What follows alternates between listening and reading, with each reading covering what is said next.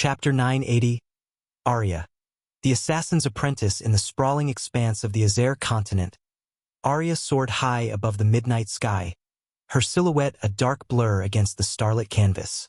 With an agile twist, she descended through the billowing clouds, the moist mist enveloping her figure as she zeroed in on her destination. Her destination? A private island, veiled in secrecy and opulence, nestled amidst the vast expanse of the ocean. As Arya breached the cloud cover, the private island came into view, a paradise of exclusivity bathed in moonlight. The manor, an architectural marvel, stood proudly at the heart of the island, its grandeur an embodiment of the wealth and power held within its walls. The sprawling gardens were meticulously manicured, vibrant blooms and exotic flora dotting the landscape, while the scent of jasmine and sea breeze intertwined in the air. But it wasn't just the stunning scenery that guarded the island. On the ground, vigilant guards patrolled with unwavering dedication, their steps measured and purposeful. Their presence was a clear reminder that trespassers were unwelcome, their duty to protect the island's secrets unyielding. Meanwhile, airborne guards soared through the sky, their wings beating with rhythmic grace. They acted as vigilant sentinels, their keen eyes scanning the horizon, ensuring that no intruder would breach the island's defenses from above. The island's security extended to the shimmering sea that embraced its shores. Patrol boats, adorned with the mark of Isaiah Markham, cut through the midnight waves with unwavering determination. They sailed with a synchronized elegance, vigilant in their duty to safeguard the island from any threats that may emerge from the vast expanse of the ocean. As Arya approached the island, she observed these security measures, her gaze sharp and calculating. When Arya neared the private island, her mind became a canvas upon which memories of the Dark Lord's teachings painted vivid strokes. In her mind's eye, she heard Michael's voice, resonating with calculated wisdom. "Listen closely, Arya," Michael's voice echoed in her thoughts. "To evade the guards and patrols, you must become one with the shadows. Use the darkness and your dark robes as your shield. Move silently, like a wraith in the night, and let the veil of obscurity be your ally." With the teachings ingrained in her mind, Arya expertly maneuvered through the night sky, a spectral presence amidst the darkness. She deftly navigated between patches of inky blackness, merging seamlessly with the shadows that danced across the moonlit canvas. Below, the guards patrolled with a sense of heightened vigilance, their eyes scanning the surroundings for any signs of intrusion. Their gaze followed a set route, their attention focused on the ground, unaware of the threat looming above. Arya observed their pattern, her sharp eyes discerning a weakness in their patrol route. As the patrol passed beneath her, Arya seized the opportunity. With a calculated descent, she lowered herself closer to the ground, her body becoming one with the nocturnal shroud. She skimmed the edge of the guard's vision, a whisper in the night that eluded their scrutiny. From the vantage point of the sky, she heard snippets of conversation between the perplexed guards, their voices tinged with confusion and curiosity. "What's happening, Johnson? Why the sudden increase in security? Is Lord Isaiah expecting trouble from the mainland?" Their questions hung in the air, unanswered whispers in the night. Arya, like a predator relishing the hunt, capitalized on their distraction. She continued to trail the patrol, exploiting the weakness she had discerned in their route. With each calculated movement, she remained hidden in plain sight, her dark form merging seamlessly with the night sky. Her heart raced with exhilaration as she embraced the role of the shadow, ever watchful, ever silent. As Arya carefully observed the patrol from above, her sharp eyes caught a fleeting moment, an opening in the Sky Patrol's formation. Without hesitation, she seized the opportunity. Like an arrow released from a taut bowstring, she descended with unparalleled speed, hurtling towards the ocean below. With a graceful arc, she plunged into the water, breaking the surface with a splash. The island's defenses were not limited to the sky and the land. Hidden beneath the waves, an intricate web of traps and arrays awaited the unwary intruder. Arya knew she had to proceed with caution. In her mind, she recalled another lesson imparted by Michael, emphasizing the importance of meticulous preparation before embarking on an assassination mission. Know the target location like the back of your hand, he had said. Study the blueprints, understand the layout, and anticipate any potential traps or obstacles. Arya's training had honed her instincts, and she swam deeper into the ocean, relying on her knowledge of the island's infrastructure. Soon, she found what she sought: a sewage pipe, discreetly hidden beneath a bed of undulating corals. It would serve as her conduit into the heart of the island. As she swam further, the sound of a patrol boat reverberated above her. Patrol boats cruised the water's surface, casting a sweeping spotlight that danced across the waves, searching for any signs of intrusion. Arya, undeterred, utilized the natural camouflage provided by the underwater corals and plants. Their vibrant hues and intricate formations shielded her from the prying gaze of the boat patrol, allowing her to remain hidden in plain sight. With each passing moment, Arya's resolve deepened. She knew the risks involved, the dangers that lay in wait, but she had been trained to be meticulous, to adapt and overcome. The island, with its treacherous defenses and heightened security, was a formidable adversary. Yet, she remained unyielding, driven by her mission and her unwavering determination to succeed. And so, she continued her underwater journey, navigating the dark depths, her breath steady, her mind focused. The island held its secrets close, but Arya, the Queen of Shadows, was relentless in her pursuit. With the patrol boat finally leaving the immediate area, Arya seized the moment and swam closer to the island's perimeter. The ominous silhouette of the manor loomed in the distance, a bastion of wealth and secrecy. The time for subtlety had passed. It was time to breach the island's defenses. Taking out a compact blowtorch from her utility belt, Arya's gloved hand ignited the flame. The steady hum of the torch accompanied her movements as she positioned the searing heat against the metal gates securing the sewage pipe entrance. The island's security was formidable, designed to detect any spellcasting and trigger an immediate lockdown. Arya's mission demanded precision and stealth. As the blowtorch cut through the reinforced metal, the scent of burning metal filled the air, mingling with the nauseating stench emanating from the open pipe. Arya's determination prevailed over the discomfort, her focus unwavering. The intense heat glowed in the darkness, illuminating her determined expression. With each precise incision, the gate slowly yielded to the force of the blowtorch. As the final section of metal fell away, Arya wasted no time. She swiftly swam into the pipe, the grimy water engulfing her, leaving behind the oppressive atmosphere of the island's surface. The putrid smell assaulted her senses, but Arya pushed through, relying on her training to endure the discomfort. The narrow passageway became her conduit, leading her closer to her target. In the darkness, she propelled herself forward, the sound of water rushing in her ears, as she embarked on a treacherous journey through the hidden underbelly of the island. Arya's mission demanded her utmost resilience. With every stroke of her limbs, she drew closer to the heart of the island, her resolve unyielding. The arrays and runes, lurking in the shadows, awaited any sign of magic. But Arya, the Queen of Shadows, knew the art of silent infiltration, the dance of shadows. As Arya swam through the intricate sewage pipe system, her mind raced with the blueprint of the manor etched in her memory.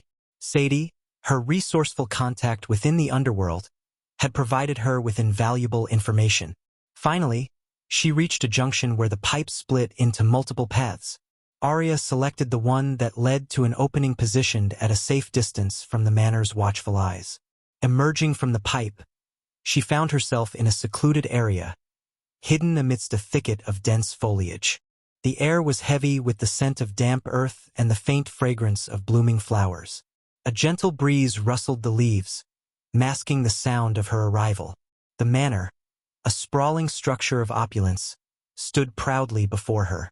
Its stone walls were adorned with intricate carvings, bearing witness to its rich history. Towering trees cast elongated shadows upon the grounds, providing pockets of darkness that beckoned to Arya's stealthy nature. Soldiers, clad in dark uniforms, patrolled the perimeter of the manor. Their movements were disciplined and methodical, their eyes keenly scanning the surroundings. Arya observed their path, studying the weaknesses within their patrol routine. The patrol path encircled the manor in a predictable pattern, their steps in synchrony with the ticking of time. Arya noticed a blind spot where the soldier's gaze momentarily faltered, distracted by the distant flickering torches. It was her opportunity, a moment when their vigilance wavered, providing her with a chance to slip through undetected.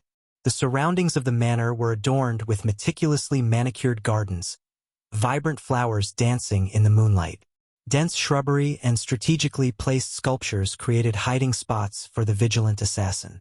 Arya crouched low, blending into the natural camouflage of the foliage, her dark robes providing an additional layer of concealment. With bated breath, she waited for the patrol to reach the critical juncture of their routine. As their attention was diverted, she darted forward, her movements fluid and noiseless. Utilizing the cover of darkness and the intricate labyrinth of the garden, she maneuvered through the concealed spaces, inching closer to her target. As Arya navigated the treacherous grounds, her mind delved into the depths of her training and the knowledge imparted by Michael, her mentor. Memories of his voice echoed in her thoughts, offering guidance in the face of seemingly insurmountable challenges. "No security system in the world is impenetrable," Michael had once said, his voice resonating with quiet authority. "With enough time and study, one can find the weakness, the chink in the armor. Stay vigilant, Arya, and adapt to overcome any obstacle." Arya's eyes gleamed with determination as she recalled his words. The island's security mechanisms were formidable, designed to suppress cultivation and detect unauthorized spell casting. The fusion stage soldiers patrolling the grounds and the intricate arrays posed a formidable barrier. But Arya was not one to be deterred. She glanced at her wrist, where her trusted companion, the Olympus, rested. The black wrist clock-like device housed a pure arch energy crystal that, when activated, boosted her cultivation to the fusion stage. It was a rare and precious artifact, a secret weapon against the island's suppressive measures. As she continued her ascent, she noticed additional security measures in place. Motion detectors, hidden pressure plates, and intricate arrays further fortified the manor's defenses. But Arya was no stranger to deception and outwitting her adversaries. She remembered studying the blueprints of the manor, learning about a specific weakness in the security system. By skillfully bypassing the motion detectors using her agile movements and exploiting blind spots created by the arrays, she found a path that led her closer to her goal. Scaling the walls with feline grace, Arya reached a balcony overlooking Isaiah's concubine's room. The moonlight bathed her in an ethereal glow as she surveyed her surroundings, her eyes settling on the shimmering teleportation portal, a feature present in every room, including this one. It served as Isaiah's ultimate escape route should the need arise. With calculated precision, Arya leaped from the balcony, her body cutting through the air with fluidity. As she landed soundlessly in the room, her eyes darted around, taking in every detail. The opulent furnishings and delicate decor betrayed the lavish lifestyle of Isaiah's chosen companion. Swiftly, Arya concealed herself beneath the closet, her dark robes blending with the shadows. She had meticulously studied the schedule of the maids, learning their routines and timing. It was part of her thorough preparation, understanding that disguise and adopting another identity were essential elements in getting close to her target. A voice echoed in her memory, Michael's words ringing true in her mind. To truly understand your target, Arya, you must become someone else, someone they least expect. Disguises are powerful tools in the arsenal of an assassin. As she waited in the hidden recesses of the room, Arya's senses remained sharp, attuned to the subtlest of sounds. She anticipated the arrival of a maid, knowing that her disguise would grant her access to areas that would otherwise be off-limits. Arya was patient, her focus unyielding, ready to seize the opportune moment and move one step closer to her ultimate objective. As the door creaked open, a young maid stepped into the room, her presence announced by the soft swish of her uniform. Her attire consisted of a pristine white blouse adorned with delicate lace, accompanied by a knee-length black skirt that swayed with her every movement. Arya observed her closely, taking note of her slender figure and the floral apron neatly tied around her waist. Time seemed to slow as Arya remained hidden beneath the closet, her breathing steady and controlled. She waited for the perfect moment, allowing the maid to approach the closet with unsuspecting steps. As the maid drew near, her curiosity piqued by a sense of disarray within the closet, Arya struck. With lightning speed and precision, Arya's hand shot out, covering the maid's mouth to stifle any potential outcry.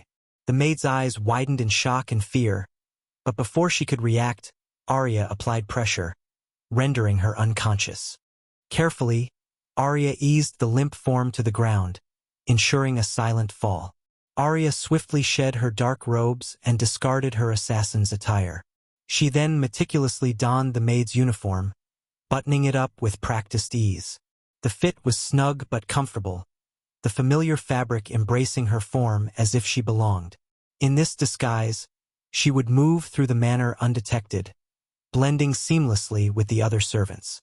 Her transformation complete, Arya glanced at her reflection in the mirror. The face staring back at her held the visage of an innocent maid, concealing the lethal skills and determination that lay beneath the facade. Arya knew that even the most convincing disguise had its limitations. If someone scrutinized her face too closely, suspicions might arise. And those who were closest to the maid, those who interacted with her regularly, might recognize any inconsistencies in her behavior or demeanor. She needed to act swiftly, minimize contact, and remain on the move to avoid arousing suspicion. Echoing in her mind, Michael's words served as a constant reminder. When in disguise, speed is your ally, he had once told her, his voice laced with wisdom. Avoid unnecessary interaction, and always keep moving. The longer you stay in one place, the higher the chances of being discovered. Silently, she glided through the hallways, her steps light and purposeful. As she made her way to the rooftop garden, a soldier stationed nearby called out to her using the maid's name. Arya maintained her composure, her eyes darting toward him briefly, her expression portraying a mixture of surprise and feigned bashfulness. The soldier, stationed near the hallway, called out to Arya, using the maid's name. "Hey there, Maria," he said, his voice carrying a hint of mischief. "Looking as beautiful as ever, I see." Arya halted her steps and turned slightly, her body angled away from him. She allowed a small smile to grace her lips, keeping her eyes cast downward, avoiding any direct eye contact. "Oh, thank you," she replied, her voice soft and demure. "I must continue with my duties now. There's much to be done." The soldier's gaze lingered on her, his eyes tracing the contours of her figure. "Ah, don't rush off too quickly," he urged, his tone suggestive. "I'd love to get to know you better, Maria. A woman as lovely as you deserves a moment of respite. Perhaps we can find some time to enjoy each other's company?" Arya maintained her composed facade, her heart pounding with each passing second. She carefully avoided turning her face towards him, ensuring he wouldn't catch a glimpse of her true identity. "I'm sorry, but I must attend to my tasks," she responded, her voice carrying a tinge of regret. "Perhaps another time, when we both have more leisure." The soldier seemed momentarily disappointed, but he nodded understandingly. "Fair enough," he conceded. "Until then, Maria." With a polite nod, Arya resumed her movement, keeping her back to the soldier as she continued on her path. She knew that any prolonged interaction could increase the risk of her true identity being exposed. Thus, she focused on maintaining her disguise, ensuring that her face remained hidden from prying eyes. As she disappeared from the soldier's sight, her heart began to steady, and a sense of relief washed over her. Each encounter had to be handled with caution, every word chosen carefully to avoid arousing suspicion. Arya knew that her success depended on her ability to blend seamlessly into the background, remaining elusive and unseen. With renewed determination, she pushed forward, her steps purposeful and silent. The rooftop garden awaited her, a sanctuary amidst the turmoil of her mission. There, she would bide her time, hidden among the foliage, patiently waiting for the opportune moment to strike and fulfill her deadly purpose. Chapter 981. Hail the Shadow Clan. The rooftop garden, bathed in the soft glow of the moonlight, was a tranquil oasis nestled high above the island. Lush foliage adorned the surroundings, with vibrant flowers blooming in an array of colors. The fragrance of jasmine and roses perfumed the air, adding an ethereal touch to the scene. The garden offered a breathtaking panoramic view of the vast ocean stretching out into the distance, its waves crashing against the shore in a mesmerizing rhythm.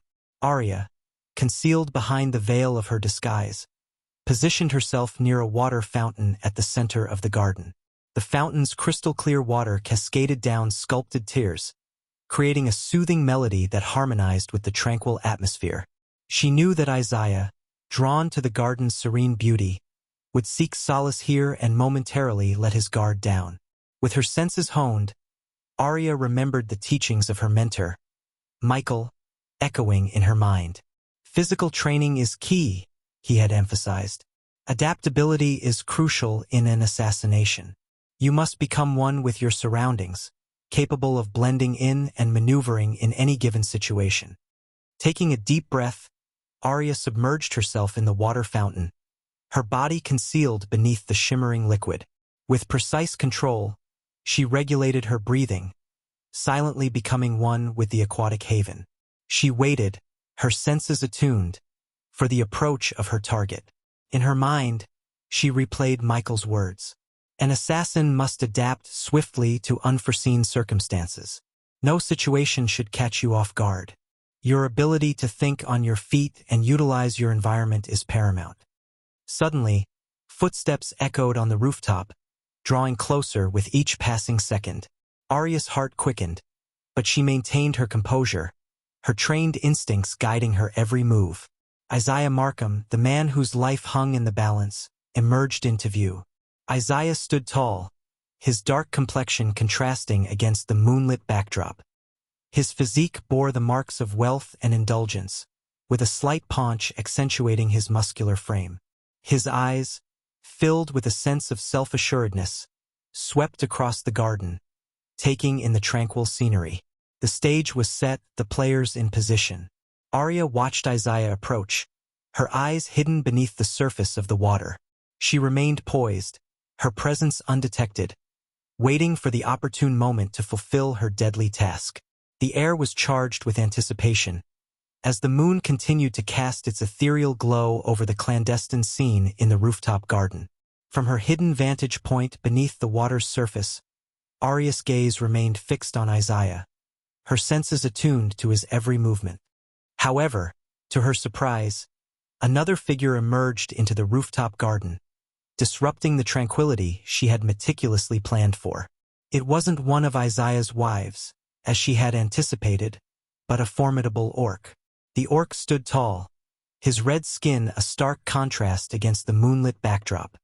His muscular physique bore the scars of battles fought, and his face adorned with intricate face paints and tribal tattoos that spoke of his fierce nature. A primal aura surrounded him, emanating strength and intimidation. As the orc approached Isaiah, a shiver ran down the lord's spine, his previous composure faltering in the face of this formidable presence. Isaiah's gaze met the orc's eyes, filled with a mixture of trepidation and uncertainty. The weight of the orc's presence seemed to hang heavy in the air, suffocating the once peaceful atmosphere of the rooftop garden. Arya watched intently, her mind racing to adapt to this unforeseen development. She could feel the tension building, her training reminding her to remain patient and alert. Every moment was crucial, every action calculated. But for now, she observed silently, biding her time until the opportune moment presented itself. The scene unfolded with a sense of unease, as Isaiah and the imposing orc shared the bench, their presence a stark juxtaposition against the tranquil surroundings of the garden. Arya, hidden beneath the water's surface, became acutely aware of the stakes rising. She steeled herself, ready to seize the moment when the balance of power would tip in her favor. But for now, she remained submerged, her senses keen, awaiting the right moment to strike. As Arya observed the unsettling interaction between Isaiah and the intimidating orc, her mind drew upon another of Michael's invaluable lessons. She recalled his words, echoing in her thoughts with unwavering clarity. An assassin must always be prepared for their plan to fail. Michael's voice resounded in her mind. The difference between a good assassin and the best assassin lies in their ability to adapt and turn each obstacle into an opportunity. No situation is without its hidden advantages if you know where to look. Arya embraced this wisdom, letting it fuel her determination. She recognized that even in this unforeseen turn of events, there was potential for her mission to succeed. Every challenge presented an opening, a chance to exploit weaknesses and achieve her goal. The rough voice of the orc cut through the tense silence of the rooftop garden, devoid of any sympathy. "We're cleaning house, tying loose ends," he gruffly stated, his words laced with a sense of impending finality. Isaiah's terrified expression betrayed his desperation as he pleaded for his life. "Please spare me." Isaiah's voice trembled, desperation dripping from every word. "I can give you anything you want. Money, power, whatever you desire. Just let me live." The orc's response was cold and unforgiving. "We've already begun the next phase," he declared, his tone devoid of mercy. "But before we move forward, we must close the previous chapter." Arya's heart quickened with anticipation, recognizing the significance of the orc's words. The mention of closing the previous chapter indicated a potential vulnerability that she could exploit. It was a window of opportunity, a chance to strike when their attention was divided. As Isaiah's pleas fell on deaf ears, the scene became a delicate dance between life and death. Arya's resolve hardened, her focus honed on the unfolding situation.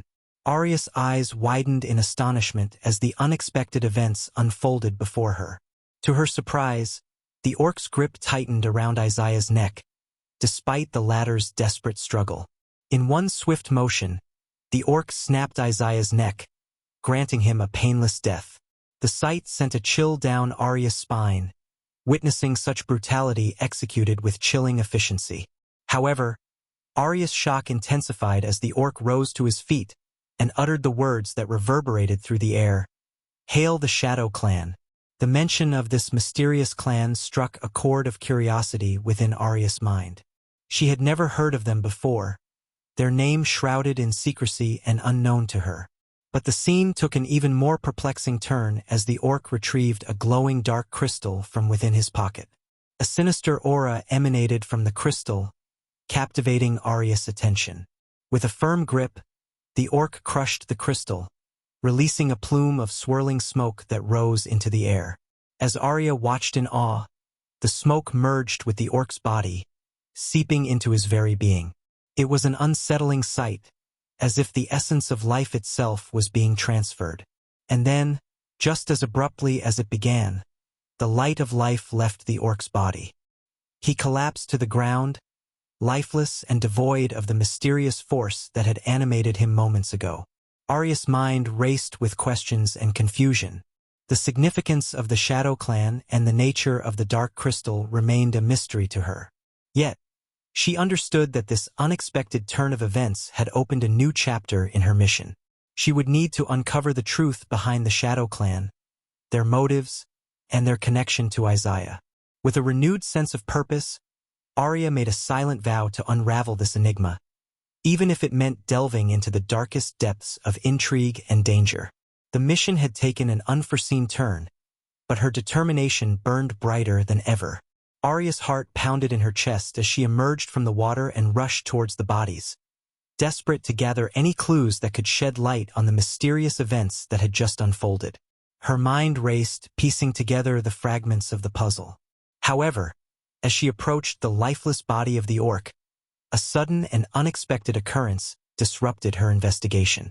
A brilliant, eerie purple flame ignited around the orc's corpse, engulfing it in its otherworldly glow. A sense of foreboding washed over Arya as she watched in awe and confusion. Before her very eyes, the flames consumed the orc's remains until there was nothing left but fading embers. It was as if whatever secrets the orc held had been eradicated, leaving behind only lingering questions. Yet, Arya had little time to dwell on this peculiar turn of events. The tranquility of the rooftop garden was shattered by the piercing toll of alarm bells that resonated throughout the island. The island's security mechanism had detected the absence of Isaiah's life force and swiftly activated the alarm, alerting the guards. Clad in their formidable armor, the soldiers rushed into the garden with weapons drawn and fear etched on their faces.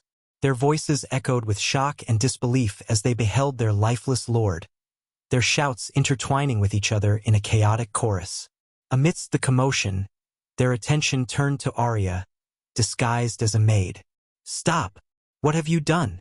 One of the guards bellowed, his voice filled with accusation and anger. Arya's muscles tensed, ready to defend herself against the impending onslaught. But just as she was about to engage in battle, a familiar voice echoed in her mind. It was the Dark Lord's voice, resonating with authority and wisdom.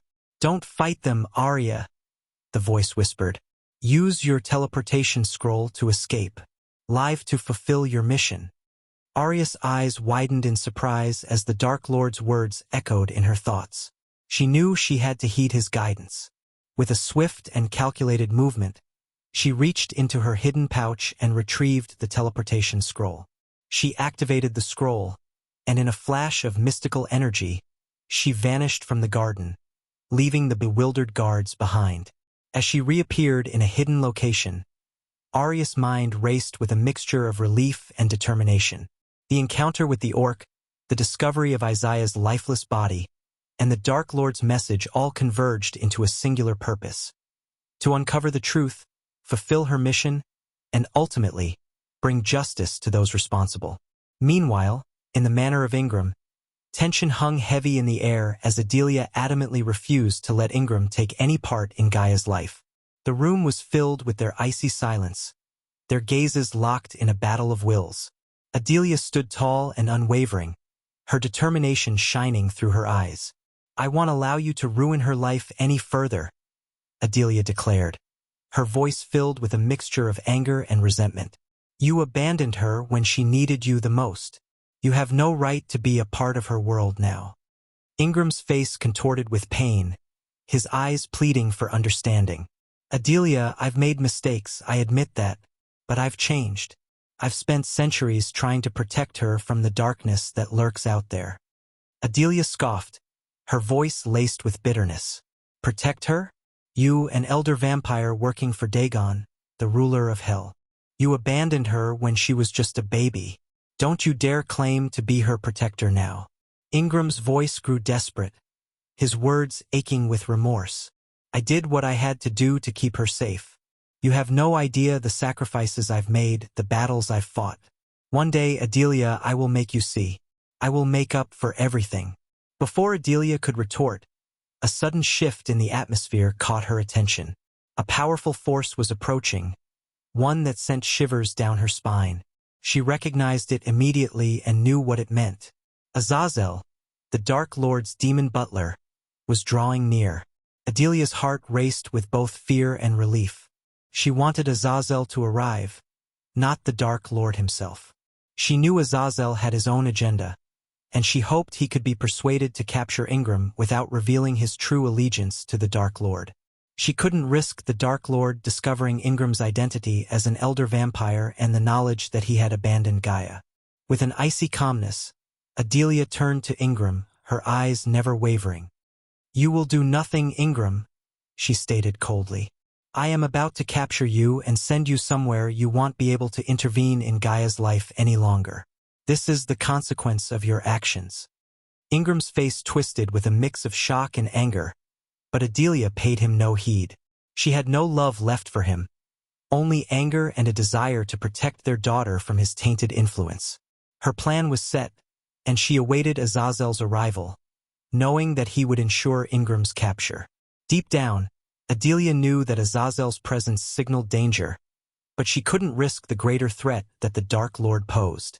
Her focus was on safeguarding Gaia's future, even if it meant sacrificing any lingering shards of affection she once held for the man before her.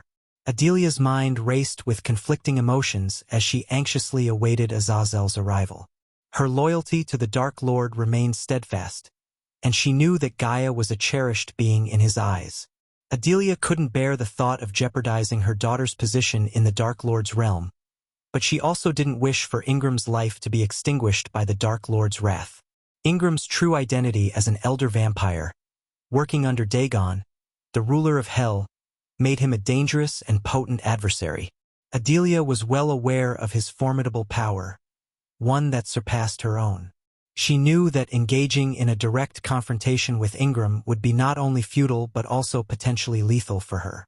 Azazel, on the other hand, was an entity she could manipulate to serve her purpose. As the Dark Lord's demon butler, Azazel held a certain level of allegiance to Adelia due to her high status within the Dark Army. She hoped that by summoning Azazel instead of the Dark Lord, she could maintain some semblance of control over the situation. Adelia yearned for Azazel's arrival, for she knew that he possessed the strength and skill to subdue Ingram. His demonic abilities, coupled with his unwavering loyalty to the Dark Lord, would make him the perfect instrument to capture Ingram without resorting to fatal measures. After dealing with Ingram, Adelia made the firm decision to unveil the hidden truths she had concealed from Gaia and the Dark Lord. Her loyalty to the Dark Lord compelled her to relinquish any lingering secrets, as she no longer wished to keep anything from him. Adelia was determined to come clean and lay bare the entirety of her knowledge, sparing no details, for she believed in unwavering transparency and honesty within their relationship. Chapter 982. Vampire Death Squad vs. Michael I. While Arya and Azazel were on their mission, Ricky ventured through the empty hall. He noticed dwarves diligently working on the ceiling. Parchments and cloth covered various areas of the hall, indicating ongoing renovations. Unexpectedly, in the center of the hall, he came across the members of the Vampire Death Squad, taking a break and engaged in a lively conversation. Ricky couldn't help but feel surprised to see all the elite killers gathered in one place. Normally, they trained individually in different locations on the floating mountain. However, fate had brought them together in this moment. "Look who's here," chuckled Grey Wolf, the dwarf, teasing Ricky playfully. Ricky waved his hand in acknowledgement, a smile on his face. "When are you going to convince the Dark Lord to build us a tavern, Ricky?" growled Bear, his deep voice resonating through the hall. Ricky contemplated for a moment, considering the suggestion. "A tavern, huh? It may not be at the top of my priority list, but perhaps I can find a way to squeeze it in," Ricky replied with a hint of amusement. Just a couple of years ago, if he had encountered these formidable assassins, he would have been trembling with fear. But after serving the Dark Lord for nearly 3 years, Ricky had grown accustomed to facing formidable beings. After all, the Dark Queen would give him a stern reprimand if she ever found out he was scared of someone. Suddenly, Spider called out to Ricky, interrupting his thoughts. He turned his attention towards the alluring blonde vampire. "Hey, Ricky," she beckoned, her voice carrying a mixture of intrigue and curiosity. "We're having a friendly bet. Care to join in?" Spider asked, her voice filled with mischief and intrigue. Ricky, intrigued by the proposition, walked towards Spider and the rest of the Vampire Death Squad. The members of the squad couldn't help but grin at Spider's invitation. Meanwhile, the dwarves working on the construction project seemed terrified, fully aware of what the bet entailed. Curiosity piqued. Ricky asked, "What's the bet about?" He couldn't help but notice the seductive smile on Spider's face, and he knew from experience that trouble often followed when an alluring beauty like her was involved. After his recent breakup with Olivia, Ricky had decided to steer clear of such entanglements. "We're betting on who among us would have a better chance of defeating the Dark Lord if he had no cultivation power," Spider revealed, her words hanging in the air. Ricky's eyes widened in shock at the audacity of the wager. However, he quickly frowned, considering the nature of the bet. In the Dark Army, conversations like these were commonplace. Even the weakest soldier in the Dark Army harbored the imagination of challenging the higher-ranking members. They were well aware that they would be swiftly defeated if they dared to try, but it didn't stop them from indulging in such fantasies. It was only natural for these elite killers to ponder what would happen if they were to face the Dark Lord on equal terms. Ricky understood that, despite the inherent dangers, such discussions were part of the norm in the Dark Army. "Everyone knows it'd be me," Bear growled in his rough voice, his hand instinctively gripping his trusty axe. His confidence was evident, as he believed he possessed the strength to overcome the Dark Lord. Snake, the expert in poisoning techniques, shook his head and remained aloof from the conversation. He knew his skills lay in stealth and cunning rather than direct confrontation. Besides, being a fox, he was well aware of the vast power gap that separated him from the Dark Lord. Ricky, eager to avoid the discussion altogether, attempted to walk away. However, Spider grabbed hold of his sleeve, preventing his escape. With a seductive tone, she implored him, "Come on, Ricky, don't be a coward. You can share your thoughts with us. I promise I won't bite." Ricky glanced at the expectant faces of the Death Squad members, realizing they wouldn't let him off the hook so easily. Reluctantly, he replied, "Well, my answer might not be what you want to hear." Curiosity piqued. White Wolf, an elf, pressed, "What is it, Ricky?" Ricky took a deep breath before responding. "The Dark Lord, obviously. He can overpower any one of you with or without his cultivation power." The truth hung in the air, a sobering reminder of the Dark Lord's unrivaled might. The Death Squad members exchanged skeptical glances, clearly unconvinced by Ricky's statement. Bear scoffed and retorted, "You underestimate us, Ricky. Without his fancy magic, we have a real shot at taking down the Dark Lord in a head-on fight." White Wolf, the elf, nodded in agreement. "Indeed, Ricky. We've honed our skills and trained relentlessly. We're not to be taken lightly. Even the Dark Lord has his vulnerabilities." Spider, the alluring beauty with seductive charm, couldn't resist joining the conversation. She stepped forward, a confident smirk gracing her lips. "I wouldn't be so quick to dismiss us, Ricky. My swordsmanship might even rival the Dark Lord's own. I've devoted years perfecting my technique, and I have the speed and agility to match his every move." The other members of the Death Squad nodded, their confidence mounting. Each had their own reasons to believe they could best the Dark Lord.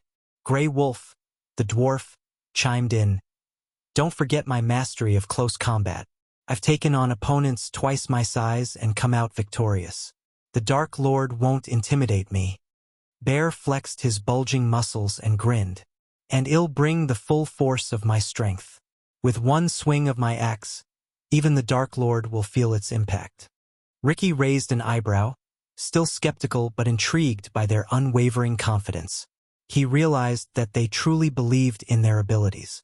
Despite his doubts, Ricky respected their determination and ambition. "Well," Ricky replied, his tone laced with caution, "I suppose it's good to have such confidence. Just remember, the Dark Lord is not to be underestimated. His experience, skills, and sheer power make him a formidable opponent. But if you're willing to put it to the test, who am I to stand in your way?" The Death Squad members shared triumphant smiles, eagerly anticipating the prospect of proving themselves against the Dark Lord.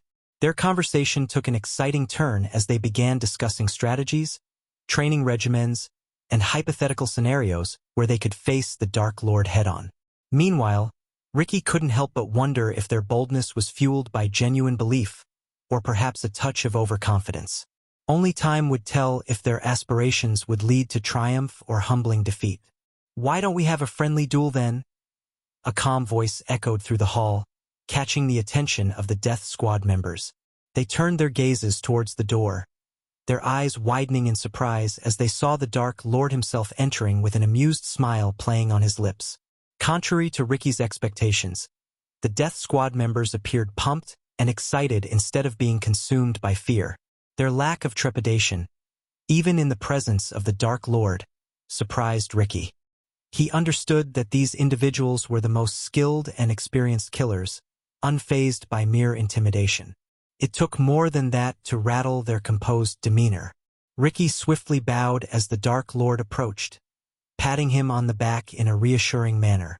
Michael's gaze shifted towards the Death Squad members, his expression a mix of amusement and curiosity. "I must say, I admire your confidence," the Dark Lord spoke, his voice resonating with power. "And I am obliged to satisfy your thirst for curiosity Am I not? The Death Squad members exchanged glances, their excitement palpable. It was a rare opportunity to showcase their skills before the very being they had sworn loyalty to. Spider stepped forward, a glint of determination in her eyes. "We would be honored, my lord," she replied, her voice steady and resolute. "To have a chance to test our mettle against you would be the greatest challenge we could ask for." The Dark Lord's smile widened, his gaze shifting from one member to another. He seemed genuinely intrigued by their proposition. This unexpected turn of events had brought an air of exhilaration to the hall, as the prospect of witnessing the clash between the Dark Lord and his elite killers loomed before them. Ricky watched in awe as the stage was set for an extraordinary confrontation. He couldn't help but wonder how this encounter would unfold and what it would reveal about the true extent of the Death Squad's capabilities. Little did he know that this friendly duel would not only test their skills, but also deepen their bond with their enigmatic leader, the Dark Lord himself. "Go bring Eladir to me, Ricky," commanded Michael, his voice carrying a sense of authority. Ricky nodded in response and quickly made his way to find Eladir, one of the Dark Lord's trusted advisors. He located Eladir in his study, engrossed in ancient texts, and relayed the Dark Lord's request. Eladir followed Ricky back to the hall, curiosity etched on his face. As they entered, he scanned the scene, taking in the animated conversations and the palpable energy that filled the air. Eladir approached Michael, his brows furrowed in puzzlement. "What is going on here, my lord?" Eladir inquired, his voice laced with intrigue. Michael's eyes sparkled with amusement as he explained. The Death Squad members had an interesting proposition. They wanted to have a friendly duel among themselves, betting on who has the chance to defeat me. Eladir's eyes widened in surprise, his gaze shifting towards the Death Squad members who were now preparing themselves for the impending challenge. It was not every day that the Dark Lord entertained such requests, but he understood the importance of fostering camaraderie and testing their mettle. "I see," Eladir nodded, his interest piqued. "And how do you plan to proceed, my lord?" A mischievous smile danced on Michael's lips as he revealed his plan. "I want you to create an array around the hall, one that will prevent spellcasting. This way, they can engage me on fair grounds without relying on magical abilities." Eladir nodded in understanding, acknowledging the fairness of the arrangement. It was crucial for the Death Squad members to have a genuine opportunity to demonstrate their martial prowess without the interference of external forces. "And what about your cultivation, my lord?" Eladir asked, his gaze searching Michael's eyes. Michael's expression turned serious as he replied, "I will suppress my cultivation to the soul refining stage, one stage below their current level, the fusion stage. This will provide them a fair chance to gauge their abilities against mine truly." Eladir nodded in approval, recognizing the significance of Michael's decision. It showcased not only his respect for the Death Squad members but also his desire to push them to their limits, fostering growth and instilling confidence. As the preparations continued and the array took shape, the hall buzzed with anticipation. The Death Squad members, now aware of the magnitude of this opportunity, stood tall, their expressions filled with determination. They were about to engage in a battle that would test their skills, bond them further as a team, and provide them invaluable insights into their own capabilities. As word spread throughout the floating mountain, the sound of hammers and chisels gradually faded away. The dwarves, who had been tirelessly working on the construction, set their tools aside and gathered around the hall. Excitement and curiosity glimmered in their eyes as they joined the growing crowd, eager to witness the impending duel between the Death Squad members and their formidable Dark Lord. Within the hall, Michael stood at the center, a commanding presence that radiated power and confidence. The Death Squad members had taken their respective positions, their eyes fixed on their enigmatic leader. Michael's gaze swept over the assembled crowd, his piercing black eyes resting on each individual momentarily before he removed his sword sheaths. The sound of the sheaths hitting the ground echoed in the silent hall, drawing the attention of everyone present. Michael's dark swords, symbols of his authority and strength, lay discarded on the floor. A murmur of surprise and awe rippled through the onlookers, recognizing the significance of his action. "I will fight without my swords," Michael declared, his voice resonating with a blend of determination and caution. "I don't want to kill you guys accidentally." With deliberate grace, Michael slid off his long, black coat, revealing the toned muscles that lay beneath. He then rolled up the sleeves of his black turtleneck, baring his forearms to the eager eyes of the Death Squad members. The faint sound of his knuckles cracking filled the air as he flexed his fingers, preparing himself for the impending clash. Deep down, Michael understood the significance of this moment. It was not just about asserting his power, but also about earning the respect and loyalty of these skilled assassins.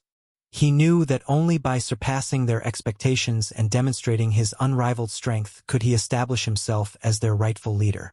Thus, he resolved to push himself to the limits, willing to unleash a force that would leave the Death Squad members in awe, solidifying his reputation as the Dark Lord. Chapter 983. Vampire Death Squad vs. Michael 2. Calm before the storm chapter. "Shall we face you one by one, my lord?" or Spider inquired, her voice filled with anticipation. But before she could finish her sentence, Michael interjected with a playful chuckle. "That would be boring, and the fight would be over in a mere moment," he remarked, knowing that individually, none of them stood a chance against him. Spider's eyes gleamed with a deadly mix of excitement and venomous intent. Unlike Saber and the elder vampires, who pledged their loyalty to the Dark Lord out of reverence, the Vampire Death Squad had joined his ranks for monetary reasons. Michael saw this as an opportunity to earn their unwavering loyalty through a display of his formidable strength. "Bring forth your best skills," Michael goaded the Death Squad members, a mischievous smile playing on his lips. With that, the battle between the Dark Lord and the Death Squad members commenced. The vampires swiftly closed in, surrounding Michael, their gazes focused and their bodies tense with anticipation.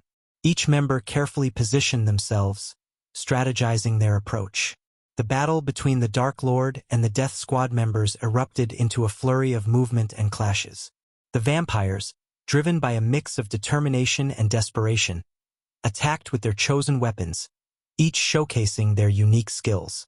White Wolf, a skilled archer with deadly accuracy, notched an arrow and let it fly with lightning speed.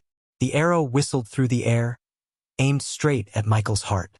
But with a mere flicker of movement, he gracefully sidestepped, allowing the arrow to harmlessly pass by. His evasion was seamless, as if he possessed an innate sense of the arrow's trajectory. Grey Wolf, the agile dwarf with impressive close combat prowess, lunged forward with his daggers. His movements were swift and relentless, his small frame darting in and out as he attempted to breach Michael's defenses. But the Dark Lord was a master of anticipation. With incredible reflexes, he effortlessly evaded Grey Wolf's attacks, his body swaying and twisting with an uncanny grace. His bare hands became an extension of his being, deflecting strikes and countering with precision. Spider, the seductive beauty with lethal swordsmanship, danced forward with deadly elegance. Her sword gleamed in the dim light, and her eyes burned with a thirst for victory. With a series of lightning-fast strikes, she aimed to overwhelm Michael with her quick and precise movements. Yet, the Dark Lord's calm demeanor never wavered. He fluidly dodged Spider's slashes and parried her blows with the fluidity of water, evading her attacks with an almost supernatural grace. Bear, the hulking powerhouse wielding a long, heavy battle axe, charged forward with a roar, his muscles bulging with raw strength. Each swing of his weapon was accompanied by a thunderous force that threatened to shatter anything it touched. But Michael's movements were deceivingly swift and nimble. With an almost ethereal agility, he evaded Bear's powerful strikes, slipping past the swinging axe with hairbreadth precision. The hall resounded with the clash of weapons, the echoes of grunts and shouts reverberating throughout the space. Each Death Squad member attacked with unyielding determination, pushing themselves to their limits. Yet, Michael's evasive maneuvers remained unfaltering, his actions a symphony of fluid motion. His body flowed seamlessly, evading attacks with a blend of subtle shifts, twists, and graceful steps. He relied on instinct and unparalleled perception, anticipating the Death Squad's moves before they even materialized. His movements seemed almost effortless, as if he was one with the air itself. Amidst the chaos, the Death Squad members found themselves increasingly frustrated. Their strikes grew more desperate, their attacks lacking the precision and finesse they had initially possessed. Despite their relentless onslaught, Michael appeared to be untouched, his calm facade unbroken. In this dance of combat, the Dark Lord demonstrated not only his physical prowess but also his strategic brilliance. He exploited the weaknesses in their movements, slipping through the gaps in their defenses with astonishing precision. With each evasive maneuver, he seemed to defy the laws of nature, his every motion calculated and deliberate. As the fight raged on, the Death Squad members exchanged glances, a mixture of awe and frustration in their eyes. They could hardly believe what they were witnessing, the unmatched skill and grace of the Dark Lord, who defied their every attack with nothing but his bare hands. Bear's battle axe whistled through the air, propelled by sheer force, aimed directly at Michael. But in a display of uncanny agility, the Dark Lord effortlessly sidestepped the swinging arc of the massive weapon. Bear's mighty swing missed its mark, and the axe crashed into the ground with a thunderous impact, causing the earth to crack and tremble beneath their feet. A smirk tugged at the corners of Michael's lips as he evaded Spider's furious sword strikes. With a swift and fluid motion, he maneuvered behind her, his movements like shadows in the night. In a surprising twist, he deftly seized two of Spider's arms, restraining her momentarily. His voice, barely above a whisper, reached her ears, too slow. The momentary distraction allowed the Dark Lord to capitalize on his advantage. With a quick and forceful push, he propelled Spider forward, directing her path toward the towering figure of Bear. Spider stumbled, unable to regain her balance, and crashed into Bear with a resounding thud. The impact sent both of them sprawling to the ground, temporarily incapacitating them. Meanwhile, White Wolf, the skilled archer, took aim with his bow and let loose a flurry of arrows. The projectiles flew through the air with deadly precision, aiming to find their mark in the Dark Lord's heart. But Michael's reflexes were honed to an otherworldly level. With astonishing speed, he snatched the arrows from the air, catching them effortlessly between his fingertips. A smile played upon Michael's face as he twirled the arrows in his hand. In a feat that defied human limits, he swiftly turned the arrows around, positioning them as makeshift melee weapons. With a fluid motion, he wielded them like short sticks, a flickering blur of motion. In an instant, he closed the distance between himself and Grey Wolf, the agile dwarf who fought with relentless determination. With inhuman speed, the Dark Lord swung the arrow sticks in a devastating arc, connecting with precise accuracy. The makeshift weapons collided with Grey Wolf's head, knocking him off balance and sending him stumbling backward, dazed and disoriented. The impact was akin to a giant felling a sapling, the force of the blow reverberating through the hall. The dwarves, gathered in a tight-knit group, observed the breathtaking battle with wide eyes and hushed whispers. Their comments, filled with astonishment and a touch of dark humor, focused on the appearances of those involved. By the fiery forge, that one with the arrows, he's like a skilled marksman. Can't believe the Dark Lord caught him so effortlessly, exclaimed the dwarf with a bushy red beard, pointing at the archer in awe. Aye, and look at the Dark Lord there, swift as a mountain cat, dodging Spider's strikes with ease, remarked the stout dwarf with a braided beard, his eyes sparkling with amazement. Ha! Did you see that? The Dark Lord grabbed hold of Spider's arms like she was naught but a fly in his web.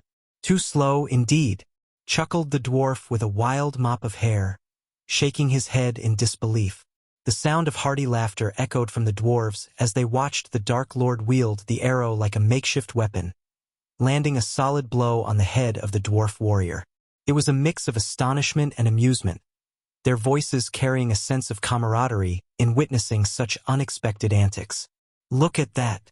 The Dark Lord just knocked that Grey Wolf down like a pup with a toy. Never thought I'd see such a sight, chuckled the dwarf with a massive beard, his laughter rumbling like distant thunder. Heh, look at that! The Dark Lord's given Grey Wolf a proper knock on the noggin with that arrow. I never thought I'd see the day, chuckled another dwarf. I reckon even the vampires must be wonderin' what sort of opponent they've gotten themselves mixed up with. The Dark Lord's got 'em runnin' in circles, added a gray-beard dwarf, a smirk playing on his lips. Who'd have thought the Dark Lord had such moves? He's like a dancer, swaying and spinning through the fight, murmured the dwarf with a braided beard, a mix of awe and amusement in his voice. The dwarves continued to watch, their eyes glued to the mesmerizing spectacle unfolding before them. Their comments, mingled with the sounds of battle, reflected their astonishment and admiration for the Dark Lord's prowess and the relentless assault of the vampire death squad. He's like a whirlwind, that Dark Lord. The vampires can't keep up. Did you see how he cunningly pushed Spider into Bear's path? A true master of strategy. Ha! I never thought I'd say this, but I'm actually rootin' for the Dark Lord. Who would have guessed? Their voices rose and fell in a symphony of astonishment and camaraderie, their commentary a testament to the mesmerizing spectacle that unfolded before their eyes. The battle between the forces of darkness enraptured them, forging an unexpected bond among the dwarves as they marveled at the incredible display of skill and daring. The onlookers could hardly comprehend the spectacle unfolding before their eyes. The Dark Lord's agility, precision, and supernatural speed left them awestruck.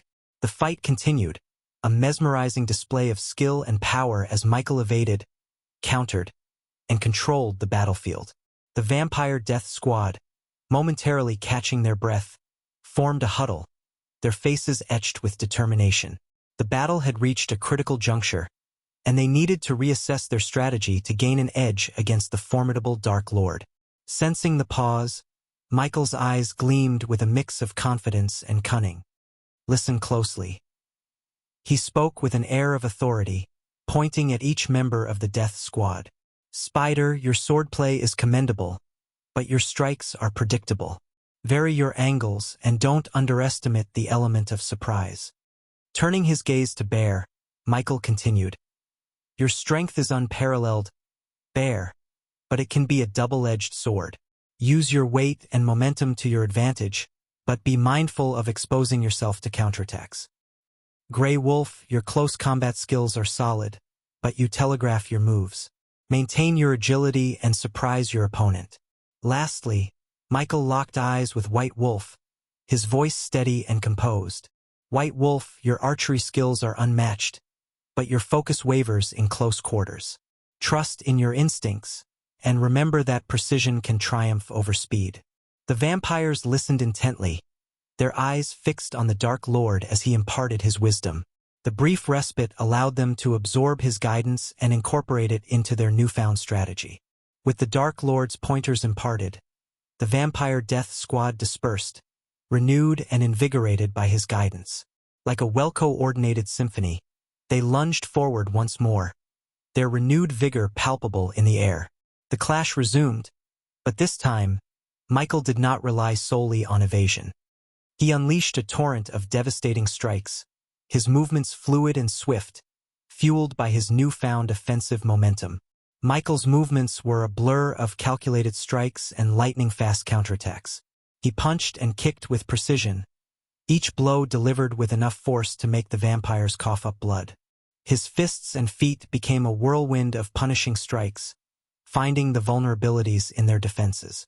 Spider, fueled by the Dark Lord's advice, unleashed a flurry of sword strikes, aiming to exploit her opponent's weaknesses. But Michael deftly parried her attacks, his movements fluid and effortless. With a swift maneuver, he grabbed her wrist and twisted her arm, causing Spider to wince in pain. Bear, determined to prove his worth, swung his heavy battle axe with all his might. But the Dark Lord sidestepped the attack and delivered a powerful spin hook kick, his leg cutting through the air like a lethal weapon. Bear, caught off guard, was sent sprawling backward, the impact reverberating through his body. It was a display of the Dark Lord's precision and strength, his attack executed with masterful skill. Meanwhile, White Wolf knocked an arrow, drawing his bowstring with renewed confidence. He aimed carefully, seeking to find a weakness in his opponent's defenses. Yet, before he could release the arrow, the Dark Lord closed the distance in a blink of an eye, knocking White Wolf's bow aside and delivering a powerful strike that sent him crashing to the ground. Grey Wolf, agile and determined, tried to outmaneuver the Dark Lord. But Michael anticipated his every move, countering his strikes with lightning reflexes. With a swift combination of punches and kicks, the Dark Lord delivered blows that reverberated through Grey Wolf's body, leaving him staggering and breathless. The battle raged on, the clash of strength and skill echoing through the air. The vampires, fueled by a mix of desperation and newfound determination, fought with every ounce of their being. And the Dark Lord, driven by his own thirst for power and dominance, responded with a relentless onslaught, leaving the Death Squad members battered and bloodied in his wake. The battle within the hall reached its climax as Michael, fueled by a combination of skill, speed, and the hunger for victory, unleashed a series of deadly attacks. His movements were a blur of calculated strikes, each blow delivered with precision and bone-crushing force. Spider, despite her vampiric agility, was unable to evade the Dark Lord's relentless assault.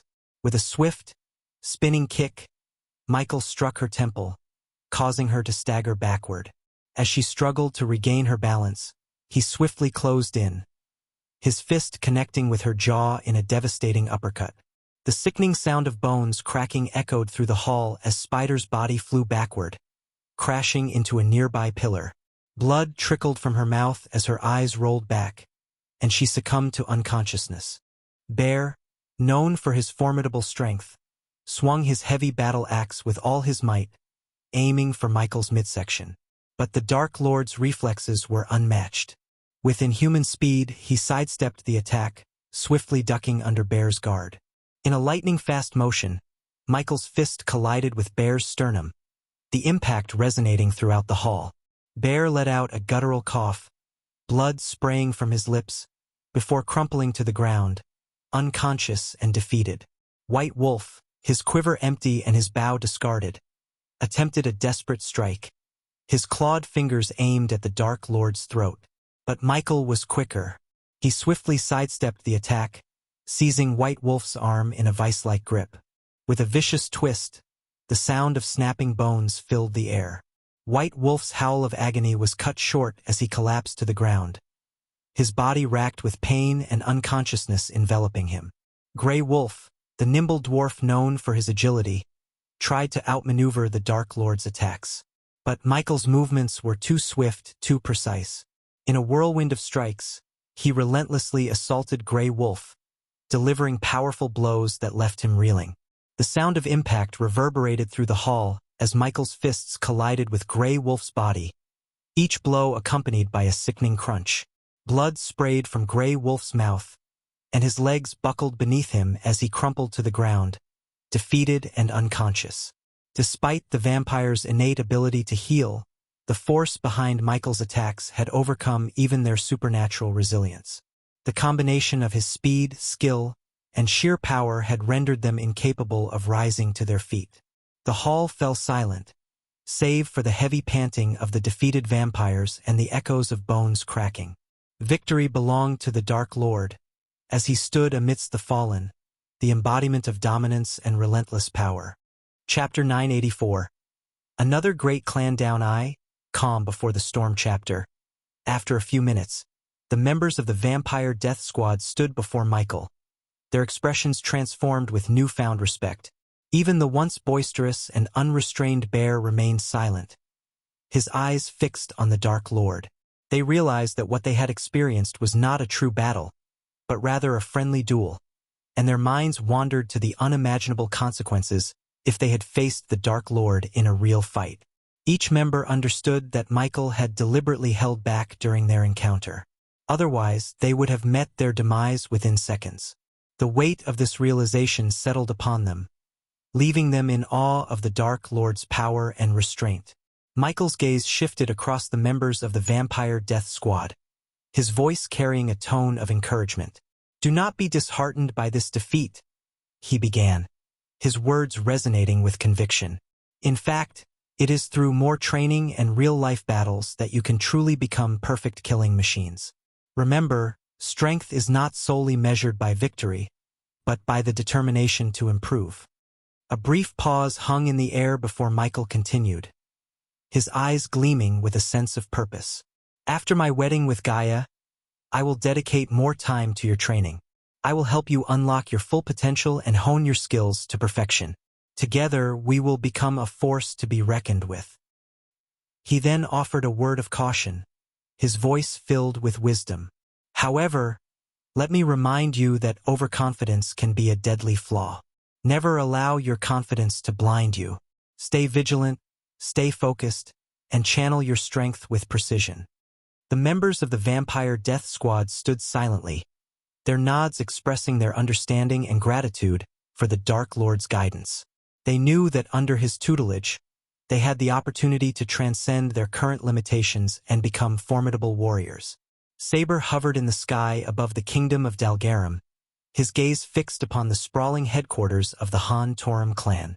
The clan's stronghold, nestled in the heart of Ar, boasted an impressive dwarven architecture. Tall and majestic, it was crafted from dark gray stones, lending an air of strength and fortitude to its formidable presence. As nightfall approached, Saber patiently awaited his moment to infiltrate the clan. The dwarves, though lacking in cultivation power compared to other races, compensated for it with their mastery of unique and deadly weapons. The dwarf guards patrolled the clan, their watchful eyes scanning for any signs of intrusion. Hidden from their sight, Saber surveyed the scene from above, taking note of the various weapons carefully positioned around the clan. Each weapon exuded an aura of power and danger, a testament to the dwarves' expertise in forging formidable tools of combat. While Saber possessed the power to swiftly eliminate the dwarf guards and their deadly weapons if given the order, his current mission demanded a different approach. He had been tasked by the Dark Lord to infiltrate the Han Torum clan, reaching the clan heads with a crucial ultimatum. Their fate hung in the balance, for they had just 4 days to make a difficult choice: dismantle their revered clan or face the wrath of the Dark Lord. Saber's objective extended beyond mere destruction. He was to ensure that the clan leaders chose the path of dismantlement, allowing the Dark Lord to recruit the talented dwarves within their ranks secretly. His loyalty bound him to these orders, and he understood the larger strategic implications of such a move.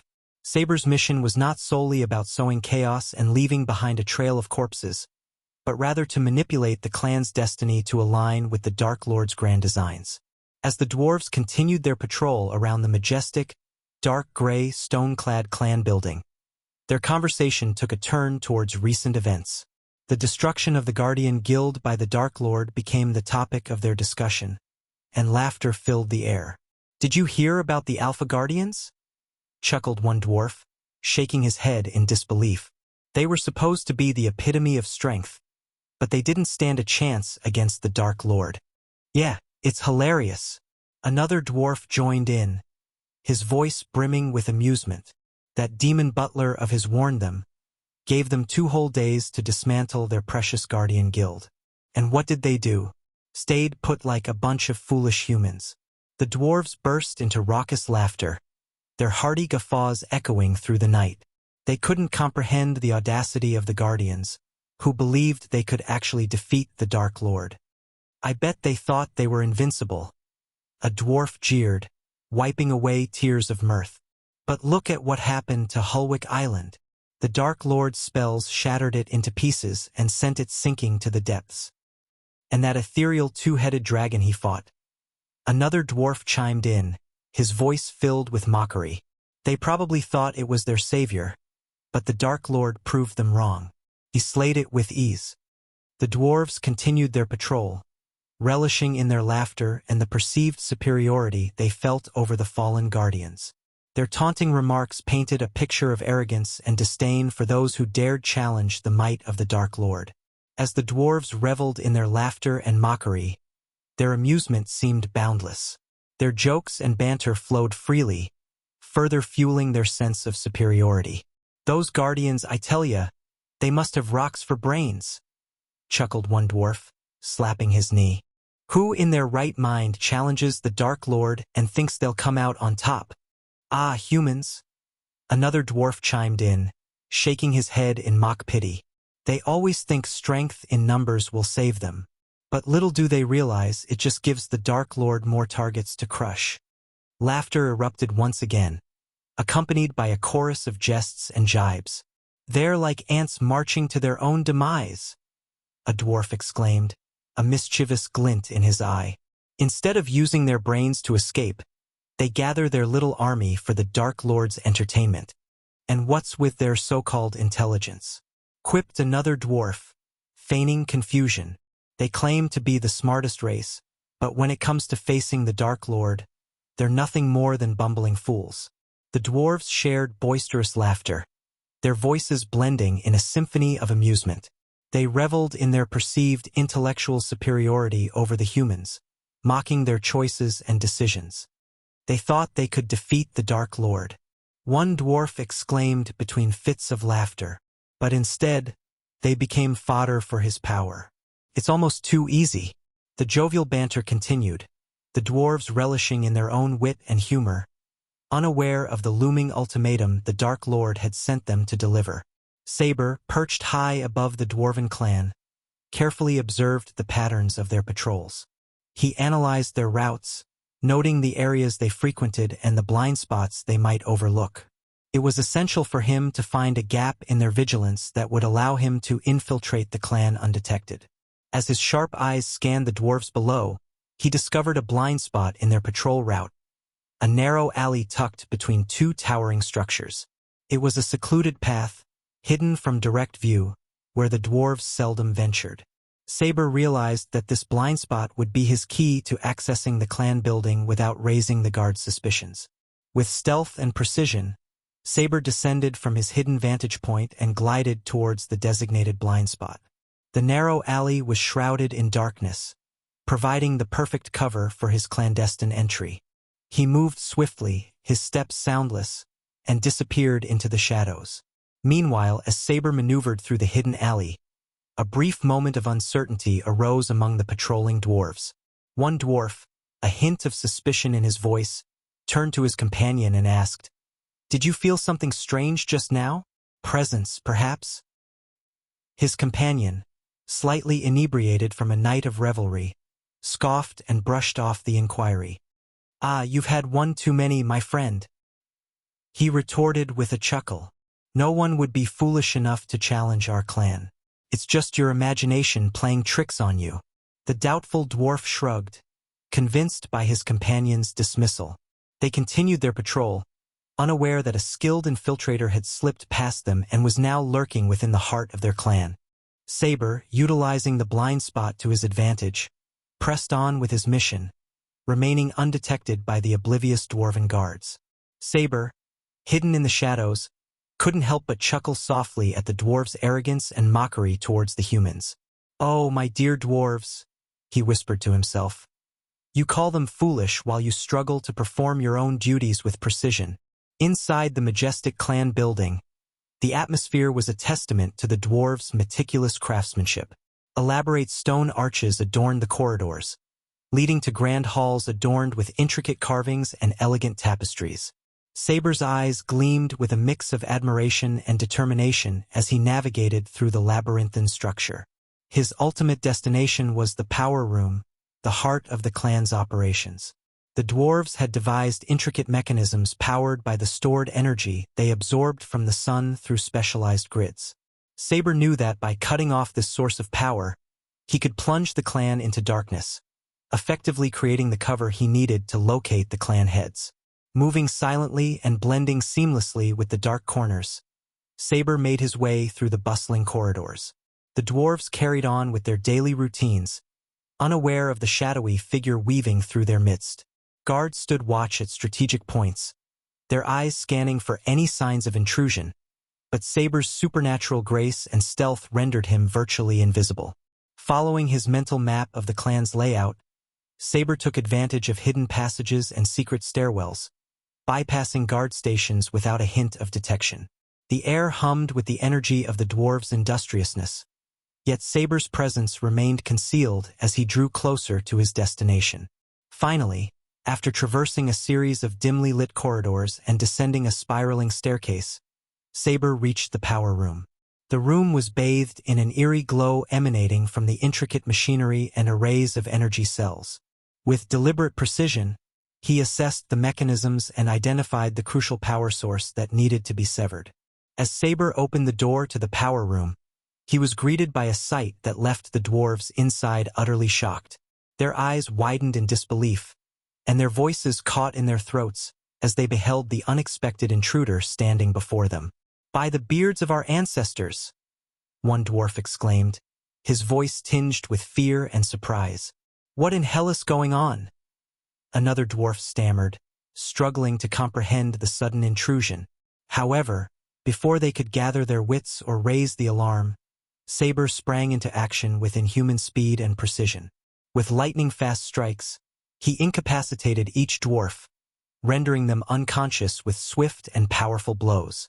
The room was filled with the thud of bodies hitting the floor, their futile attempts at resistance halted by the superior prowess of the elder vampire.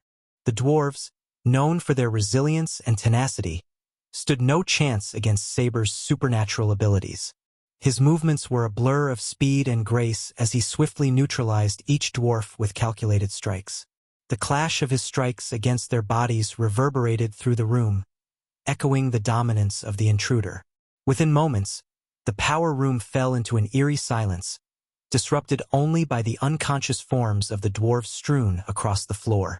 Saber stood amidst them, his chest rising and falling with controlled breaths, his eyes scanning the room for any signs of further disturbance. As Saber surveyed the power room, his gaze fell upon the intricate mechanism that powered the entire clan building. Golden tablets adorned the contraption, their engraved runes pulsating with energy. He knew that disabling this mechanism would not only plunge the room into darkness but also cut off the power supply to the entire building. With a resolute expression, Saber approached the mechanism, his movements graceful yet purposeful. He studied the interlocking gears, the delicate wiring, and the intricate channels that carried the energy. In a display of raw strength, he ripped apart a section of the mechanism, causing sparks to shower the room in a mesmerizing display. But disabling the mechanism entirely required more than just brute force. Saber drew upon his ancient knowledge and honed instincts to identify the vulnerable points within the system. With calculated precision, he unleashed a series of powerful punches, targeting specific junctions and conduits, severing their connections with resounding cracks. As each blow landed, the room trembled, echoing the impact of Saber's strikes. The once steady hum of energy faded into a dull silence, accompanied by the fading glow of the golden tablets. The power room, now marred by the wreckage of the disabled mechanism, was cast into darkness as the lights flickered and died. The power to the entire clan building had been severed, ensuring that Saber's presence would remain shrouded in shadows as he continued his mission. With the darkness as his ally, he would now navigate the vast halls and corridors, seeking out the clan heads and delivering the Dark Lord's ultimatum. Meanwhile, in a dimly lit chamber, a group of old dwarves gathered around a large oak table, their weathered faces illuminated by the soft glow of cigar embers. Wisps of smoke curled in the air as they deliberated on the best course of action to seize the opportunity presented by the destruction of the Guardian Guild. "We've been given a rare chance here, lads," one grizzled dwarf with a long white beard spoke with a deep, rumbling voice. "With the Guardians scattered, we can expand our influence and claim what's rightfully ours." Another dwarf chimed in, his voice tinged with a touch of greed. "The resources, the territories, it's all ripe for the taking. We must strike while the iron is hot." As they plotted and debated their next move, their grand hall suddenly flickered with an unsettling glow, causing the chandeliers above them to tremble before plunging into darkness. The room echoed with the grumbles and curses of the dwarves, their frustration palpable. "Blast those imbeciles in the power room," one dwarf growled, his hand pounding on the table. "How many times have we told them to keep the lights on?" Amidst their collective vexation, the heavy wooden doors of the chamber creaked open, revealing a figure standing in the threshold. Shadows danced upon the walls as the dim light from the hallway cast an ethereal glow upon the mysterious intruder. The dwarves squinted, their eyes adjusting to the darkness, and they vaguely made out the figure's silhouette, holding two other dwarves by the hand. The captives appeared unconscious, their forms limp and lifeless. "What in the depths is this?" one dwarf exclaimed, his voice filled with a mix of curiosity and apprehension. The figure stepped forward, revealing a tall and imposing presence. His gaze, piercing and intense, seemed to cut through the darkness. The dwarves' eyes widened with a mixture of surprise and unease as they recognized the figure as Saber, the enigmatic intruder. Saber's voice, dripping with quiet authority, broke the silence. "Gentlemen, it seems there has been a change of plans. The Dark Lord demands your attention." His tone held an undeniable weight, leaving the dwarves captivated by a mixture of fear and curiosity. The old dwarves exchanged uncertain glances, their minds racing to comprehend the sudden turn of events. They knew they stood in the presence of a formidable adversary, and their instincts warned them to tread cautiously. As Saber stood there, the captive still held in his grip, the grand hall remained enveloped in darkness. The flickering glow of extinguished candles and the lingering scent of cigar smoke filled the air, creating an atmosphere thick with anticipation. The dwarves, their voices momentarily silenced, awaited Saber's next move, unsure of what fate awaited them under the command of the Dark Lord's emissary. Chapter 985. Another great clan down. Saber strode confidently into the room, his eyes scanning the dwarves as he locked the door behind him. In response, the dwarves sprang into action, rushing to the side of the room where their weapons were kept. Each dwarf retrieved a formidable war hammer or war axe, weapons that were nearly as tall as they were. Their determined expressions masked the fear that flickered within their eyes, a fear they couldn't fully conceal. A faint chuckle escaped Saber's lips as he surveyed the sight before him. The image of these stout dwarves, with their long beards and sturdy frames, standing defiantly against him, amused him greatly. Yet, beneath his amusement, Saber could sense the deep-rooted apprehension that gripped the dwarves. They understood the overwhelming power he possessed, and it haunted their every thought. "What does the Dark Lord want?" One of the dwarf leaders spoke up, his voice laced with a mixture of defiance and desperation, hoping to delay the inevitable confrontation. But deep down, the dwarves knew there was no reinforcement that could match the might of this death angel sent by the Dark Lord.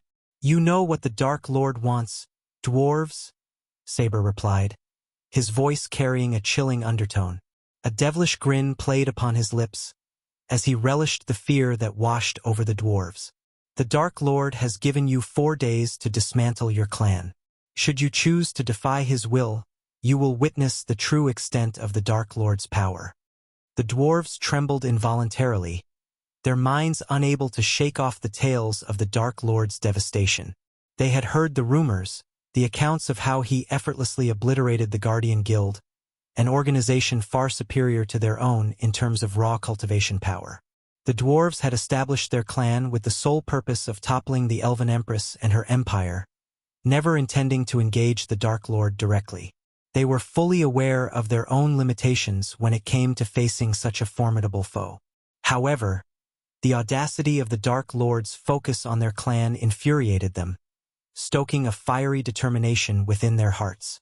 Though fear and anger mingled within them, the dwarves understood that their options were limited. The choice before them was stark: dismantle their clan and potentially spare themselves from the Dark Lord's wrath, or defiantly challenge fate and face the full force of his fury. "Why the bloody hell is he targeting our clan? We haven't done a damn thing to provoke the Dark Lord," growled another dwarf, his frustration echoing through the hall. Saber, his hands clasped behind his back, began to pace slowly in a circle, his eyes fixed on the dwarves before him. The air crackled with tension as he spoke, his voice laced with a calm but undeniable authority. "The Dark Lord has granted you 4 days for a reason. Understand this: the great 8 clans will all crumble under the weight of the Dark Lord's power, one way or another," Saber explained, his words carrying a weight of truth that settled upon the dwarves like a heavy burden. "You dwarves are not foolish. You've heard the tales of what befell the Guardian Guild. No one is coming to save you, Spare yourselves the bloodshed and dismantle your clan. A silent understanding passed between the dwarves, their gazes meeting and reflecting the fear that simmered within each of them.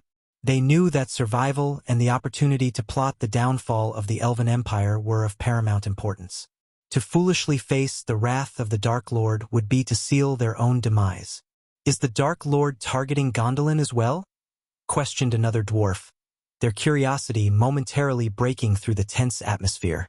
The dwarves' deep-rooted animosity towards the Elven Empire burned brightly, even in the face of their current predicament.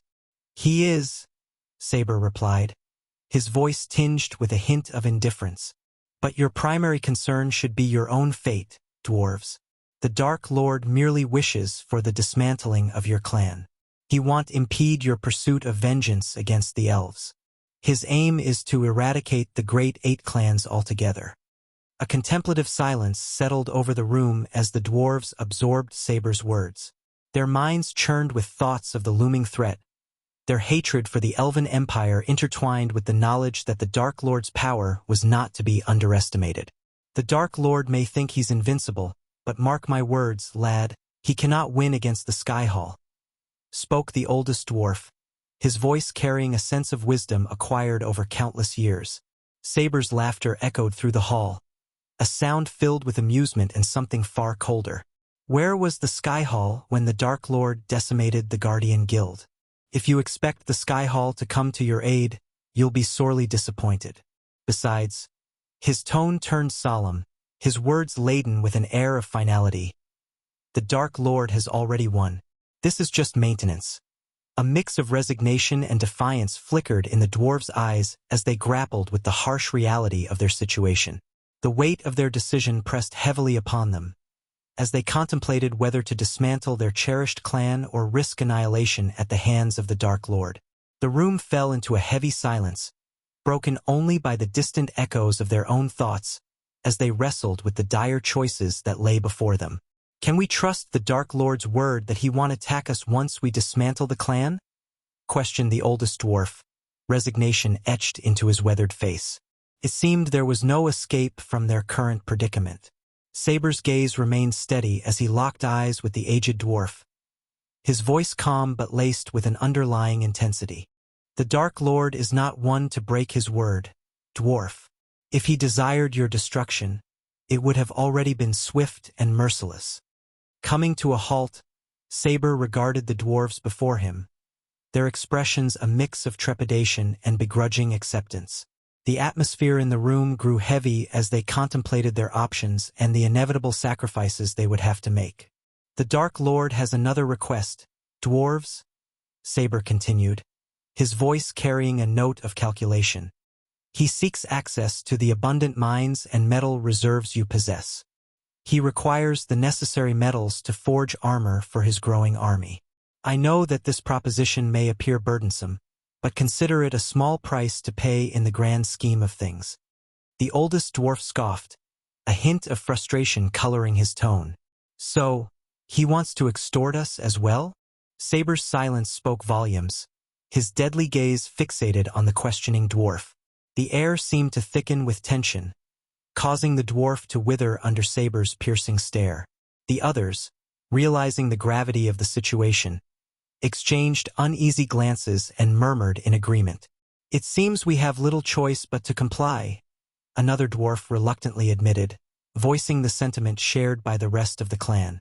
We can't stop you, but for the love of the mountain, don't clean us out entirely, added another dwarf, the frustration in his voice tinged with resignation.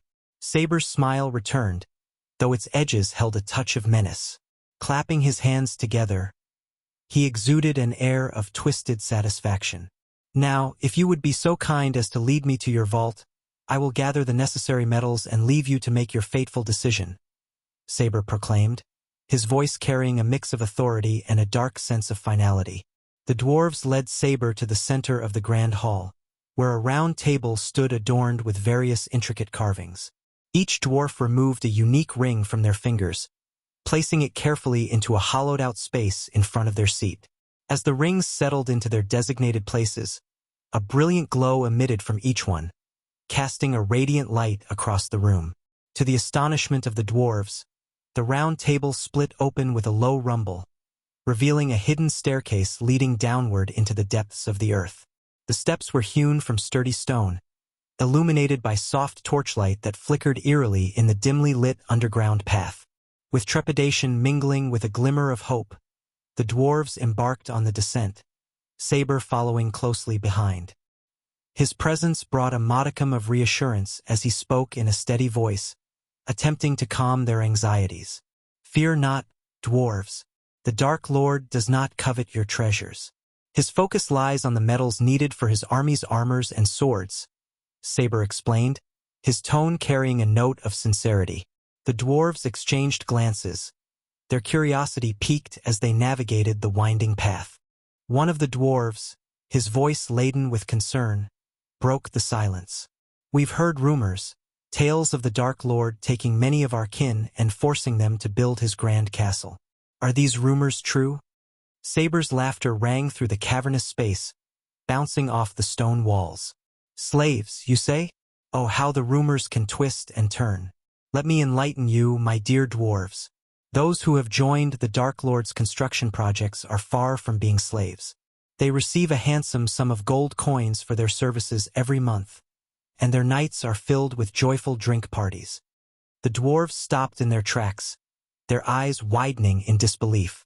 The notion that their kin were not mere slaves but rather well-compensated workers and revelers shook their preconceived notions. A moment of silence passed as they contemplated this revelation, their minds racing with newfound possibilities. "If what you say is true," one dwarf muttered, his voice tinged with uncertainty, "then there may be more to the Dark Lord than meets the eye." Saber nodded, a knowing smile playing upon his lips. "Indeed, dwarves, the Dark Lord's intentions may not align with what you've been led to believe. But for now, let us focus on the path ahead. We have metals to collect and decisions to make." The dwarves' curiosity burned brightly as they continued their descent, their questions still lingering in the air. Finally, unable to contain their inquisitiveness any longer, one of the dwarves spoke up. "Why is the Dark Lord going against the Sky Hall and the Great Eight Clans? What is his endgame?" the dwarf asked, his voice tinged with a mix of curiosity and concern. Saber, his eyes gleaming with a hint of understanding, turned to face the dwarf. "The Dark Lord is not so different from you dwarves, seeking revenge against the elves who stripped you of your cultivation power," he answered. "It was the Sky Hall and the Great Eight Clans who instigated the conflict with the Dark Lord. He is merely defending himself and seeking justice." The dwarves exchanged knowing glances, a flicker of recognition dancing in their eyes. They had long carried the weight of their grievances against the elves, their desire for retribution simmering within their hearts. The revelation that the Dark Lord shared a similar motivation resonated with them on a deep level. Their descent through the underground path came to an end as they reached a massive iron vault, standing tall and imposing before them. The dwarves approached it with reverence, their hands moving in a rhythmic pattern as they tapped on the door. With each tap, the vault responded, its mechanisms whirring and clanking until, at last, it swung open with a mighty creak. The sight that met their eyes was nothing short of breathtaking. The vault revealed its hidden treasures, glistening in the dim light. Gold and silver coins, precious gems, and magnificent artifacts adorned the shelves and gleamed from within ornate chests. The glimmer of the treasures cast a mesmerizing light upon Saber's face, illuminating the longing and determination etched upon his features. Chapter 986. Trista, Vampire Beauty. Meanwhile, Trista, the red-haired and alluring elder vampire, had arrived at the hidden island on the far side of the Azer continent. As she approached, the mist-shrouded island emerged from the depths of the vast ocean, revealing its mysterious and enigmatic presence. The island stood as a solitary fortress, its rugged cliffs jutting out defiantly against the crashing waves. Thick vegetation covered the land, intertwining with ancient ruins that spoke of a forgotten era. The air hung heavy with an otherworldly atmosphere, as if the island held secrets that yearned to be unraveled. Above the island, a couple of airships floated and hovered, their sails adorned with the golden insignia of the Guardian Guild. a bold G that symbolized protection and order. Trista's lips curled into a mocking smirk as she observed the oblivious guardians aboard the airships, unaware of the fate that had befallen their once revered guild. Little do they know, Trista snickered to herself, her voice filled with derision. Their precious guardian guild is no more. Soon, they shall join their fallen comrades in the realm of the dead. With a graceful motion, Trista took to the air, effortlessly soaring above the island without the need for wings. Her eyes scanned the landscape below, alert for any potential dangers that might lie in wait. As she flew, Trista's keen senses detected a gathering of guardians near a group of miners. Intrigued, she descended closer, her crimson gaze fixated on the conversation unfolding among the guardians on the hovering ship. "I can't wait to return home," said a tall, muscular guardian with a scruffy beard, his armor gleaming in the sunlight. "This waiting game is getting boring. We need some action." A younger guardian, donning a sleek silver armor, nodded in agreement. "I heard rumors that the higher-ups are hiding something from us. And did you hear about the miner who killed himself? It's all because of this strange energy deposit they want us to unearth. It's driving people mad." Trista listened intently, her interest piqued. The mention of a powerful energy deposit and its effect on the miners intrigued her. The guardians themselves were unaware of the true nature of the task they had been assigned. With her crimson lips curling into a sly smile, Trista decided to delve deeper into this mystery. The unsuspecting guardians had unwittingly provided her with valuable information, and she intended to make the most of it. Hovering on the outskirts of the island, hidden amidst the mist, Trista plotted her next move. She knew that the strongest guardian on the island was merely at the soul refining stage, a stage below her own cultivation level, the fusion stage. This knowledge only fueled her confidence, knowing that she held a significant advantage. Trista's sudden landing on the deck sent shockwaves of panic and chaos through the unsuspecting guardians. Startled by her unexpected presence, they stumbled back, their eyes wide with disbelief and fear. The air crackled with tension as they beheld the seductive smile playing upon her lips, her eyes glistening with a cold, deadly intent. "Hello, boys," Trista greeted them, her voice laced with a hint of amusement. As her lips curled back, revealing her fangs, a collective gasp escaped the guardians. "Vampire," they whispered, their voices filled with both dread and awe. With a sly smile, Trista reassured them, her tone dripping with wicked charm. "Fear not, my dear guardians. I promise to make your deaths as painless as possible." The guardians hesitated, caught between the realization of facing a formidable opponent and the reluctance to surrender without a fight. Before they could come to a decision, Trista sprang into action, her movements a blur of grace and lethal precision. She descended upon them with a frenzy of unleashed power, tearing through their defenses like a predator unleashed upon its prey. Blood splattered across the deck as she rent apart their feeble resistance, each strike a symphony of destruction.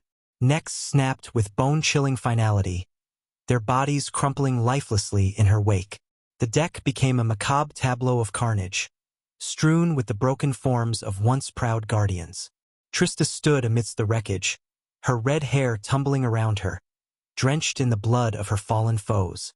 Her eyes gleamed with a mixture of triumph and hunger, her fangs stained crimson. Silence descended upon the deck, punctuated only by the soft lapping of waves against the airship. The guardians, who had dared to challenge the darkness, now lay defeated, their hopes shattered and their lives extinguished. As Trista reveled in her victory, her smile vanished abruptly when a slight pain seared through her shoulder. An arrow had found its mark, penetrating her flesh. The wound did not deter her, but it ignited a cold fury within her. Slowly turning, Trista fixed her gaze upon the guardian who had managed to escape her initial onslaught. The sheer intensity of her killing intent radiated from her eyes, causing a wave of terror to wash over the guardian. His hands trembled as he notched another arrow, infused with golden arch energy. Desperation fueled his actions as he unleashed the arrow, hoping to halt the relentless vampire. But Trista was far from an easy prey. With lightning-quick reflexes, she snatched the arrow out of the air, her grip tightening around the shaft until it splintered in her grasp. A feral grin spread across Trista's face as she bared her fangs, a chilling display of her predatory nature. Without hesitation, she launched herself at the Guardian with an unmatched speed, her movements blurred in a flurry of deadly grace. Seizing him by the throat, Trista sank her fangs deep into the exposed flesh of the Guardian's neck.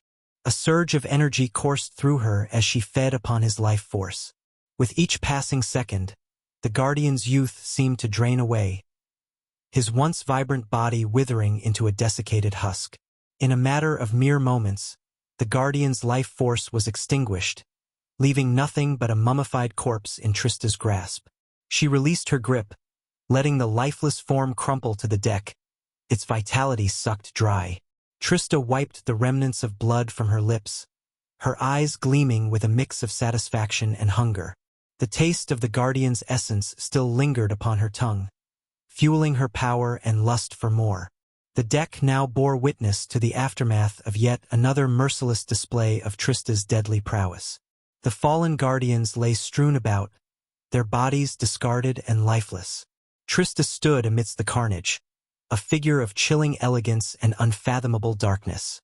She surveyed her surroundings, her red hair cascading around her like a curtain of blood, as the mist-swathed island whispered secrets yet to be uncovered. Trista's wound on her shoulder mended itself with supernatural speed, a testament to her superior vampiric regeneration. As her body swiftly recovered, she ascended into the air, hovering above the hovering airship, her red hair billowing around her like flames in the wind. With a wave of her hand, she cast an ancient spell, its name lost to time, but its power unmistakable. A crimson mist rose from the fallen Guardians, their lifeblood summoned by Trista's dark sorcery. The blood floated through the air, swirling and dancing as if guided by an invisible hand. It wove intricate patterns, like an ethereal tapestry, and enveloped the giant warship below. The vessel became ensconced in a cloak of pulsating red, the blood wrapping around it like a macabre shroud.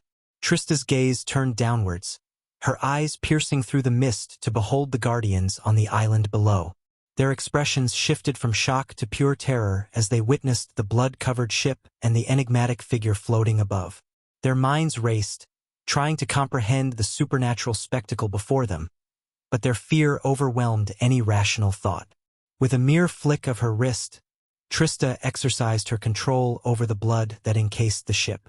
The crimson threads tightened their grip, constricting and twisting. The vessel, now transformed into a horrifying harbinger of doom, broke free from its moorings and hurtled through the air like a meteor descending from the heavens. The sight was both mesmerizing and horrifying. The ship, streaked in vivid crimson, bore down upon the island, its trajectory unstoppable. Guardians scattered in panic, their futile attempts to flee crushed by the impending cataclysm. The earth shook beneath their feet as the vessel crashed into the island, a cataclysmic collision that rent the air with a thunderous roar. The impact unleashed an inferno of destruction, splintering the once tranquil island into a landscape of chaos. Mountains crumbled, flames licked the sky, and the echoes of screams filled the air. The Guardians, who had dared to defy the darkness, were now victims of their own hubris, their lives extinguished in a devastating display of otherworldly power. Trista's lips curled into a sinister smile as she surveyed the aftermath of destruction. "The Dark Lord will be pleased," she murmured, her voice dripping with satisfaction, "to learn that these Guardians have met their demise." Descending from the sky, Trista set foot on the scorched earth of the island. The trees stood ablaze, their branches reaching out like fiery fingers. Splintered wood from the shattered airship lay strewn about, engulfed in flames that cast flickering shadows across the scene. The ground was littered with the fallen Guardians, some lying lifeless while others writhed in agony, their groans of pain filling the air. Ignoring the wounded Guardians, Trista's gaze locked onto the mouth of a nearby cave. With a surge of unnatural speed, she dashed towards it, her form disappearing into the darkness. The cave exuded an eerie atmosphere, its depths shrouded in an impenetrable blackness. Mining equipment lay discarded along the path, a testament to the island's previous occupants. As Trista ventured deeper into the cave, torchlight flickered in the distance, drawing the attention of some guardians who had taken shelter within its depths. They hurried towards her, their weapons at the ready, only to be met with a swift and merciless demise. Their necks snapped with bone-chilling finality, their bodies falling lifelessly to the ground. Pressing onward, Trista continued her solitary journey through the labyrinthine cave. Finally, she reached a cavernous opening, where a small ray of sunlight pierced through the ceiling, illuminating the scene below. Water trickled around the edges, forming a delicate, meandering stream. In the center of the chamber, encased within a cage of peculiar metal, crackled a pulsating ball of black energy. Ancient skeletons, weathered and desolate, lay scattered around it like forgotten guardians of the past. However, suddenly she heard a whisper in the air. A chill ran down Trista's spine as the soft whisper drifted through the air. "Release me," it cooed, its words laced with promises of immense power. Her head throbbed, the weight of the offer pressing upon her mind. Yet, she fought against the allure, knowing the consequences of succumbing to such temptation. With steely determination, Trista activated the earpiece nestled in her ear, connecting her with the Dark Lord. "I have found the energy deposit," she conveyed with urgency, her voice laced with a mix of excitement and caution. "But you must come quickly. There is something more. Something dangerous." Unbeknownst to the world, the clash between the Dark Lord and the ancient evil marked just the beginning of a cataclysmic battle. This energy deposit, a relic of unimaginable power, was but a precursor to the Dark Lord's rise to dominance. However, little did he know that this ancient evil, born from the depths of time, had slumbered long before even the gods and omegas existed. As these dark forces collided, the world stood on the precipice of a new era, where the fate of all living beings would be shaped by the conflict between two unstoppable forces of darkness. Chapter 987. Michael joins the ancient Dark Queen. An hour later, Michael arrived at the cave, drawn by Trista's urgent call. As he stepped into the dimly lit cavern, a sense of foreboding washed over him, for the atmosphere was heavy with an overwhelming presence of dark energy. His eyes widened in surprise as he realized the magnitude of the evil lurking within the cave. "Trista," Michael said, his voice laced with a mixture of admiration and concern, "you have done well. It is time for you to leave this place." Trista, her red hair slightly disheveled and her eyes still gleaming with the remnants of her earlier bloodlust, nodded in acknowledgement. She understood the gravity of the situation and trusted Michael's judgment. Reluctantly, she turned and made her way toward the cave's entrance, leaving Michael to face the ancient evil alone. As Trista departed, Michael's presence seemed to repel the malevolent energy that permeated the air. It was as if he possessed an innate immunity to the darkness that filled the cave. Though he could feel its weight pressing upon him, his resolve remained unyielding. With a steady gaze, Michael took a step forward, ready to confront the ancient evil that dwelled within. The lattice whispering voice, now colder and filled with anger, resonated through the cave. "Break the iron shield and release me," it demanded, its tone laced with a sense of urgency and menace. "Or face the consequences." Michael, undeterred by the threatening voice, scoffed and let out a mocking chuckle. "You cannot threaten nor tempt me," he declared, his voice firm and unwavering. "I know of your origins, and how could you call yourself a queen when you are scattered and caged like this?" The voice grew more furious, echoing with a mixture of rage and frustration. "You puny human, you have no idea who you are talking to. I am the queen of all." Michael remained resolute, his eyes gleaming with a hint of defiance. "Your claims of power may have been true in the distant past, but now you are nothing more than a shadow of your former self. Your time has passed, and you shall remain sealed within this cage." To Michael's surprise, standing before him were the remnants of Mugashuka's master and the self-proclaimed ancient being known as the Queen. During his travels through different universes, he had come across tales of the Queen, a threat that loomed over all existence. However, Michael had chosen to disregard her, for her soul had been fragmented and scattered across countless dimensions. Though her forces tirelessly sought to reunite her soul fragments and restore her power, it would take many years. Michael had more immediate concerns to attend to, and he knew he lacked the strength to face even one of the Queen's generals, let alone the Queen herself. Finding himself alone with this remnant of the Queen, Michael saw an opportunity to manipulate the situation to his advantage.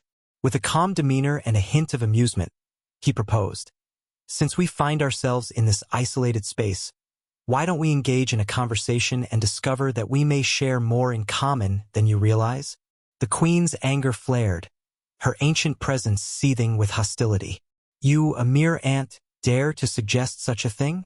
I should end your existence for your audacity," she retorted, her voice dripping with contempt. A sly smile played across Michael's lips as he further provoked the ancient being. "Listen to yourself, you who now yearns for the help of a mere ant to escape this cage.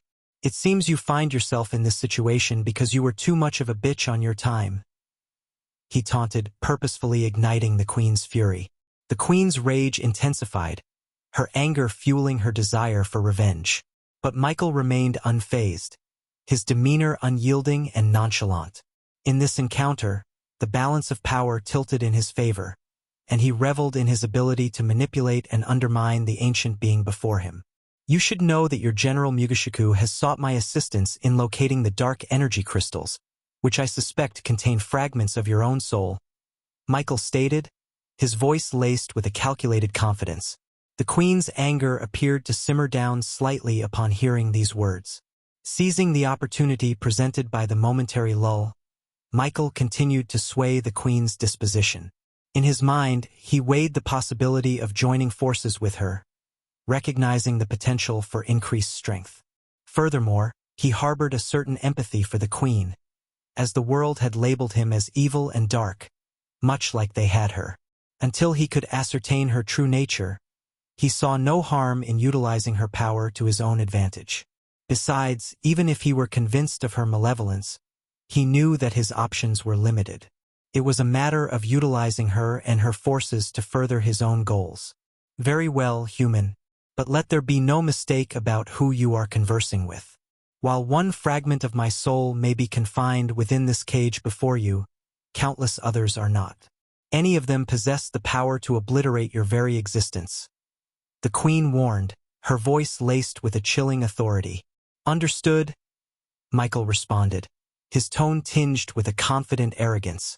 "You see, I am a god. Granted, perhaps a lesser deity compared to your esteemed presence, but a god nevertheless. The world and those who hold power in it brand those who possess great strength or wield unfamiliar powers as evil and dark. They labeled me as such and banished me to another universe. Do you now see why I suggested we might share something in common?" With his words hanging in the air, Michael observed the Queen, awaiting her response. The balance between their potential alliance and the inherent dangers of their association swayed delicately, leaving their future intertwined with uncertainty. Weaklings indeed fear power, while gods revel in it, crushing those who are beneath them. The feeble-minded call what they fear evil and dark. Regrettably, these pathetic fools have been allowed to grow and flourish, the Queen replied, her tone dripping with disdain. Yes, never underestimate the power of stupidity when it gathers in great numbers. This is where we can mutually benefit. As I am preoccupied with dealing with these imbeciles, I am unable to locate more of your scattered soul pieces. However, if you aid me in becoming stronger, as you have done with your generals, I can swiftly eradicate my enemies and expedite the search for your soul fragments, Michael proposed, his voice laced with calculated pragmatism. In response, the Queen's laughter filled the cavern, an ominous sound that sent shivers down Michael's spine. The malicious echoes reverberated through the chamber, signifying an unsettling agreement. Human, do not assume that your attempts at manipulation escape my notice. I can read your thoughts as clearly as the light of day. Even the weakest fragment of my soul possesses the capability to annihilate your entire world in a matter of seconds. Yet, I perceive the potential benefits of utilizing you to further my own aims. Furthermore, I sense an ancient power dormant within you," the queen declared, her voice tinged with a hidden sense of intrigue. A chill coursed through Michael's being as he felt the probing gaze of the ancient being, a sensation that left him feeling exposed and vulnerable. "I comprehend now why Mugishiku chose you to locate my scattered soul pieces. This dormant power within you possesses the ability to fulfill that task. However, it remains dormant, choosing to hide from its predators. At its current stage, this power is incapable of defeating them. I can assist you in awakening this power for a limited duration in exchange for your pledge." The queen's words dripped with insidious intent and an icy aura of authority. "What is it that you desire?" Michael inquired, his voice filled with a mixture of caution and curiosity. "What you behold here is not a mere fragment of my soul, but rather my energy infused with a fraction of my consciousness. I left it as a beacon to guide the way towards my other scattered soul fragments, despite being imprisoned by someone I hold utmost disdain for," the queen clarified, her voice resonating with a mix of bitterness and determination. "And you wish for me to locate this soul fragment that your consciousness has discovered and deliver it to Mugishiku," Michael surmised. "Yes and no. It would be prudent for you to locate my soul piece, but instead of handing over the crystal that contains it to Mugishiku, leave it within the place you refer to as the demon's grave," the queen commanded, her voice leaving no room for negotiation. The temptation to awaken the dormant system was too alluring for Michael to resist. He recognized the symbiotic relationship between himself and the system, realizing that if the queen could temporarily awaken the system, he could utilize the accumulated badass points to locate more hidden seeds of darkness and find a permanent solution to prevent the system from remaining offline. "I can fulfill your request. You have my word," Michael pledged, his tone laced with a tinge of eagerness and caution. "I care not for your words, human. Failure to uphold this agreement will result in the wrath of my minion, Mugishiku. You would be wise to honor your promise," the queen warned, her voice chillingly devoid of mercy. "Understood," Michael replied. A brief silence enveloped the cavern, broken only by the queen's voice as she continued to speak. "Absorb my energy, and it shall awaken your dormant power," the queen commanded, her words carrying a commanding authority. Suddenly, a pulsating sensation surged through Michael's mind, a familiar hum signaling the reawakening of the system.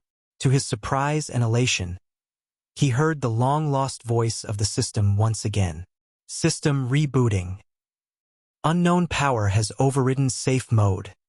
Energy absorption has commenced." The queen's voice echoed with a commanding tone as she issued her next instruction. "Destroy the cage, human. Break the constraints that hold my energy captive," she commanded, her words laced with a mix of authority and anticipation. Michael's instincts compelled him to obey, his mind filled with a surge of dark energy. Beams of darkness shot forth from his eyes, their intensity growing with each passing moment. With a tremendous burst of power, the beams struck the metal cage, shattering it into countless fragments. The once imprisoned energy, now liberated, radiated with a strange aura, as if undergoing a transformation. If the system had remained offline and silent, Michael's initial instinct would have been to exercise caution and avoid breaking the cage that held the queen's energy. His analytical mind would have evaluated the potential risks and consequences of such an action. However, the awakening of the system introduced a new element into the equation. Its whispered guidance and subtle influence, coupled with Michael's trust in its judgment, shifted his perspective. The system's suggestion to break the cage and absorb the energy resonated with his deepest instincts, convincing him that it was a necessary and advantageous course of action. In this symbiotic relationship between man and system, their combined instincts and the whispered promises of power led Michael to make the fateful decision to shatter the cage and embrace the queen's energy. As the shattered fragments of the cage fell to the ground, the released energy began to manifest itself in a peculiar manner. It swirled and twisted, coalescing into intricate patterns and symbols that danced in the air around Michael. The energy seemed to be drawn towards him, and a powerful force drew it inward. Within Michael's being, The system that had lain dormant for what felt like an eternity greedily absorbed the newfound energy. It crackled and surged, merging with the dark sliver of energy that had once been the Queen's. The merging of the two forces produced an otherworldly glow, as if a cosmic exchange was occurring within Michael's very core. With each passing moment, the dark sliver of energy dissipated, vanishing into Michael's body. The absorption completed, the once dormant system hummed with renewed vigor, intertwining with the latent power that had been awakened. Michael's senses sharpened, his veins pulsating with a newfound strength, as if the amalgamation of dark energy and system had forged him into something beyond human. As the final remnants of the Queen's energy vanished, Michael stood before the radiant aftermath of the cage's destruction, a transformation evident in his eyes. Chapter 988. The system is back online. System online. The system will go offline in 1 hour. As the system came back online, its familiar voice echoed within Michael's mind, bringing a sense of reassurance and excitement. "I'm glad to have you back, system," he whispered. With the system's return, Michael knew he had a powerful tool at his disposal, one that could aid him in his quest for the seeds of darkness. "I need to know where to find more seeds of darkness," Michael stated, his voice filled with determination. The system's response was swift and concise. "To locate all the seeds of darkness, a total of 5 million badass points is required. Once the points are paid, I will provide you with a comprehensive map containing their locations." Michael paused for a moment, considering the significance of the task at hand. He had worked tirelessly to accumulate his badass points, and now they would be put to the ultimate test. With a resolute nod, he replied, "Agreed. Points deducted. Transfer complete.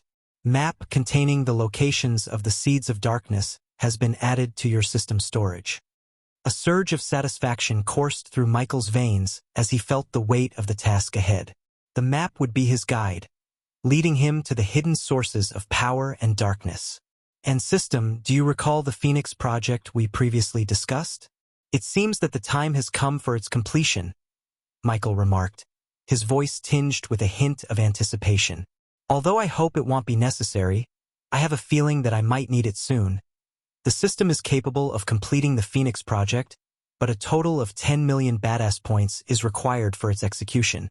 Consider it done," Michael responded without hesitation.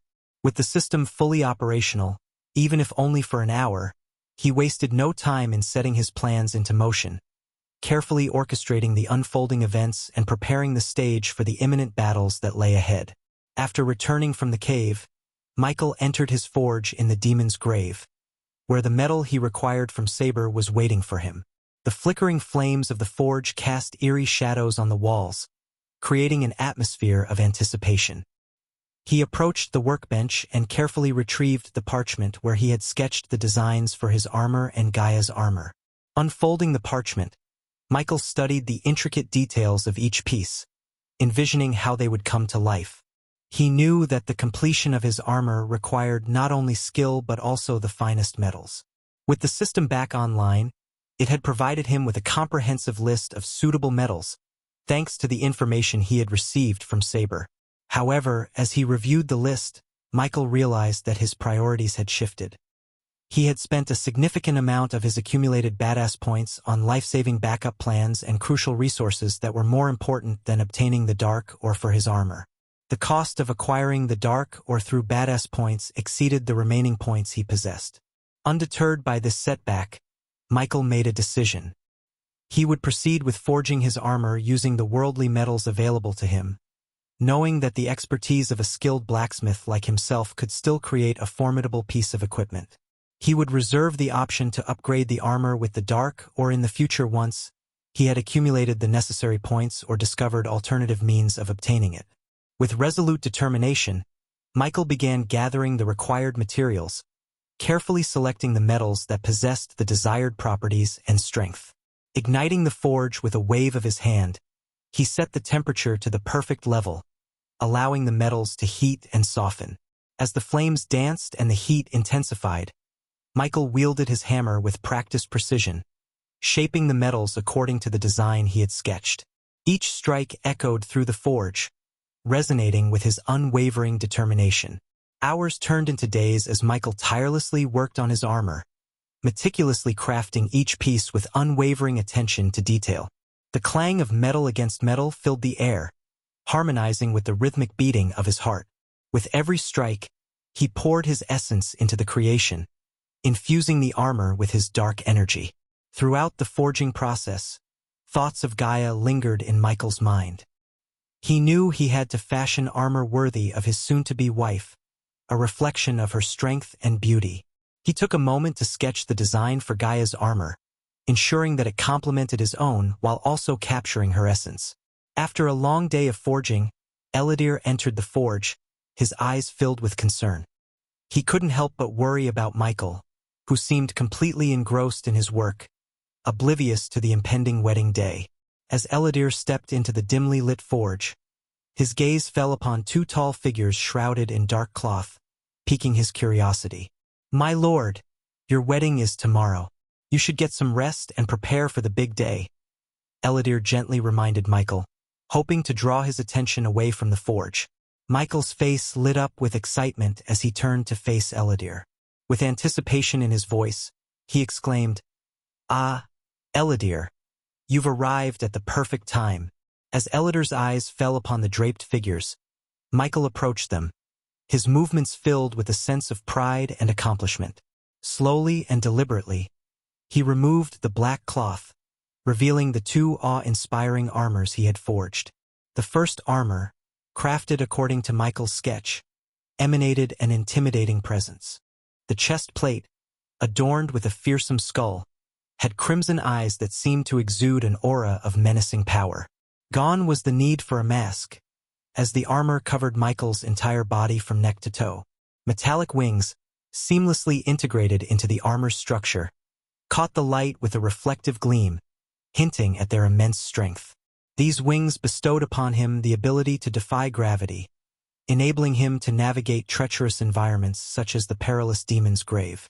The armor incorporated various powerful tools, including the APD Mark III grappling hook and the versatile Olympus. A spraying mechanism on his palm provided him with the means to release potent toxins and poisons when necessary. What delighted him most, however, was the ingenious face cloak system he had devised. With a simple activation, a menacing skull mask concealed his face, offering protection in underwater settings, or when he required additional shielding for his head. Majestic capes billowed regally when the wings were closed, and sword sheaths adorned his back, allowing easy access to his trusted blades. Strategically placed slots around his waist were designed to hold an array of gadgets and tools, ensuring he was prepared for any battle that lay ahead.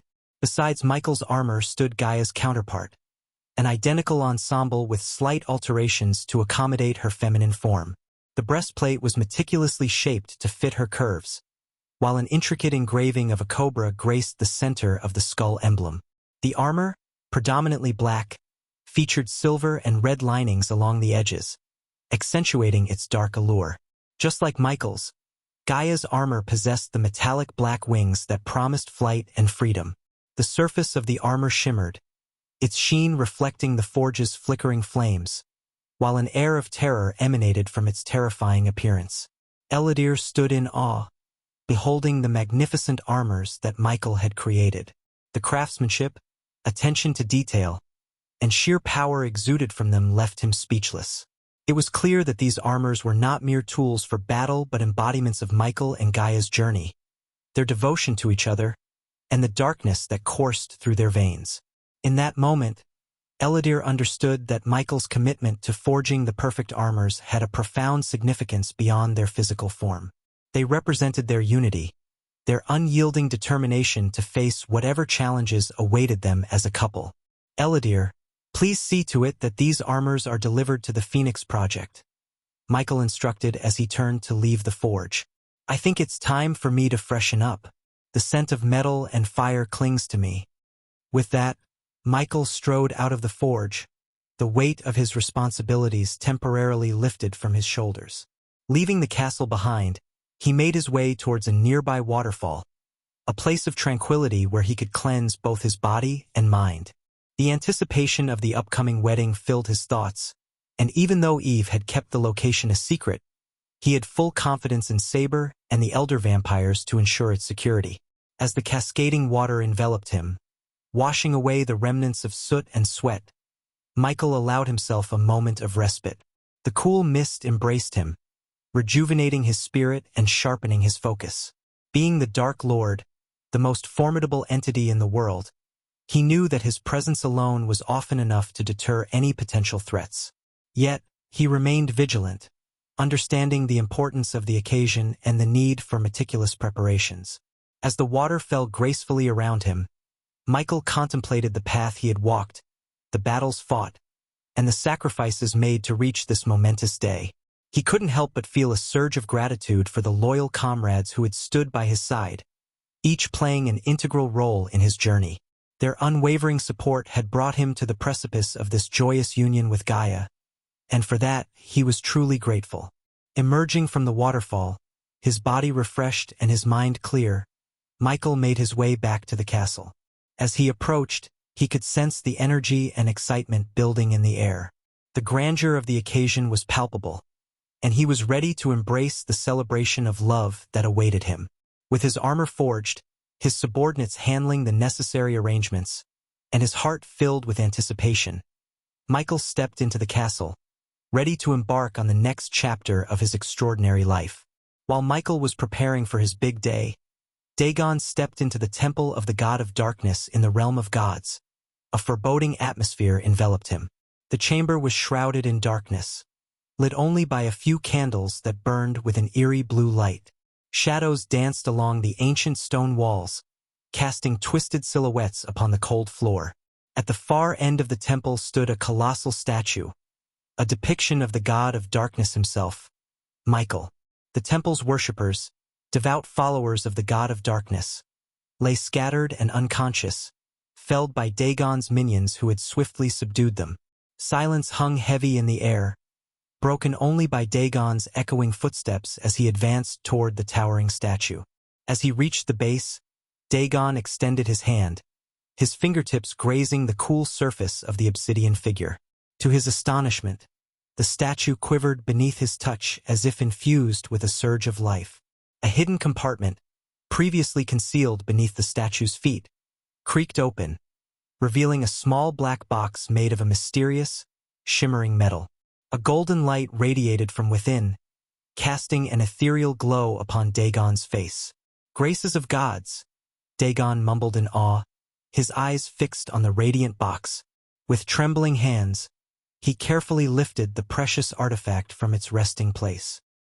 His gaze flickered up to meet the unyielding gaze of the statue above him, his lips curling into a wicked grin. "Let the battle begin," Dagon declared, his voice laced with anticipation. With a decisive motion, he opened the black box, and a flurry of sparkling lights burst forth, darting through the air before vanishing into the shadows beyond the temple's boundaries. Chapter 989. The big wedding. The long-awaited day had finally arrived. The island, bathed in the ethereal glow of 3 dazzling moons, exuded an enchanting aura. Lush green grass, meticulously pruned and shimmering under the moonlight, stretched out as far as the eye could see. Delicate petals of black roses adorned the pathways, leading to a grand altar adorned with obsidian pillars and silver draperies that billowed gently in the breeze. The island had been transformed into a realm of dark elegance, where nature and artistry melded seamlessly. Moonlight cascaded through intricately woven canopies, casting enchanting patterns upon the ground. Crystal chandeliers, suspended from ancient trees, twinkled with 1,000 iridescent lights, creating an otherworldly ambience. Floral arrangements of black orchids, crimson lilies, and dark calla lilies mingled with rare thorny vines, forming a tapestry of contrasting beauty. Candles flickered in ornate holders, casting a soft, mesmerizing glow upon the faces of the guests. A majestic arch, adorned with intertwining vines and delicate silver chains, framed the couple's ceremonial space. At its pinnacle, a magnificent black opal, glowing with an inner fire, stood as a symbol of eternal union. As the guests arrived, They marveled at the breathtaking scene that unfolded before their eyes. They found their seats upon silver-padded chairs, their backs adorned with midnight blue satin bows. Soft, haunting melodies filled the air as skilled musicians played haunting melodies on stringed instruments. From the edges of the island, the sapphire waves of the dark sea lapped gently against the shore, harmonizing with the symphony of love and celebration. The sky above was an artist's canvas, painted with countless stars that twinkled in harmony with the moons, creating a celestial canopy overhead. All around, a sense of joy and anticipation hung in the air, as friends, allies, and dignitaries gathered to witness the union of the Dark Lord and his beloved. This was a moment that transcended darkness, a moment of unity and newfound hope that would forever be etched in the annals of their world. On the edge of the island, 3 magnificent portals had been meticulously constructed. The first, larger and adorned with swirling obsidian patterns, awaited the arrival of the Dark Lord himself. The second, adorned with delicate silver and gold filigree, stood ready for the radiant entrance of the bride, Gaia. The third, for the esteemed guests, shimmered with a translucent energy, inviting them to step into the realm of enchantment. Only the closest friends and family of the Dark Lord and Gaia had received the honor of an invitation. As the portals hummed with power, a sense of anticipation rippled through the air. The array of arrays and protective runes, intricately etched into the ground around the island, glowed softly, serving as both a decorative element and a security measure.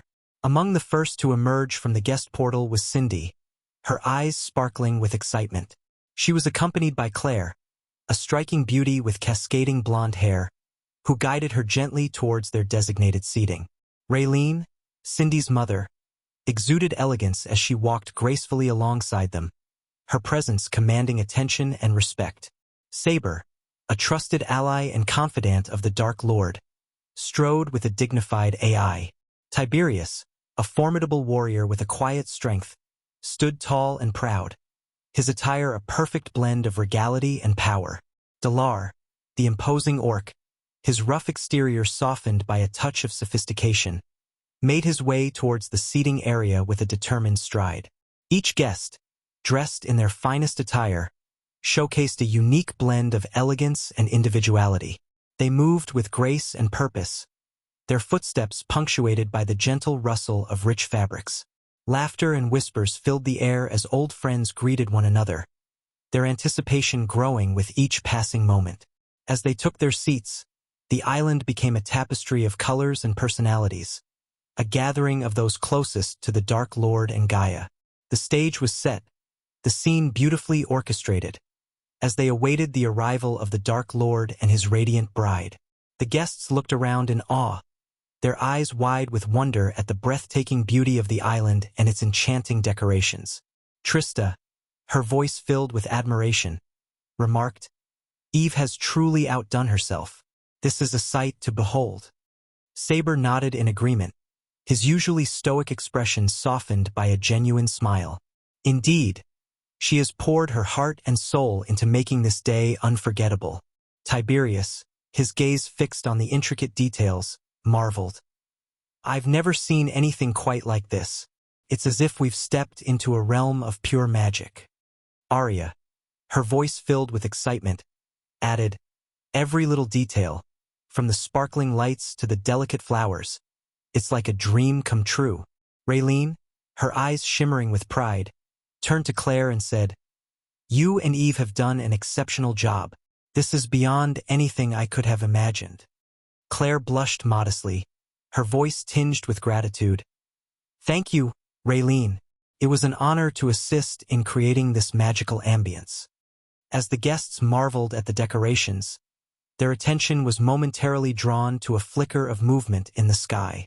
Trista's eyes widened as she whispered, "Do you see them?" Saber nodded, his voice barely audible. The Vampire Death Squad members, concealed from prying eyes.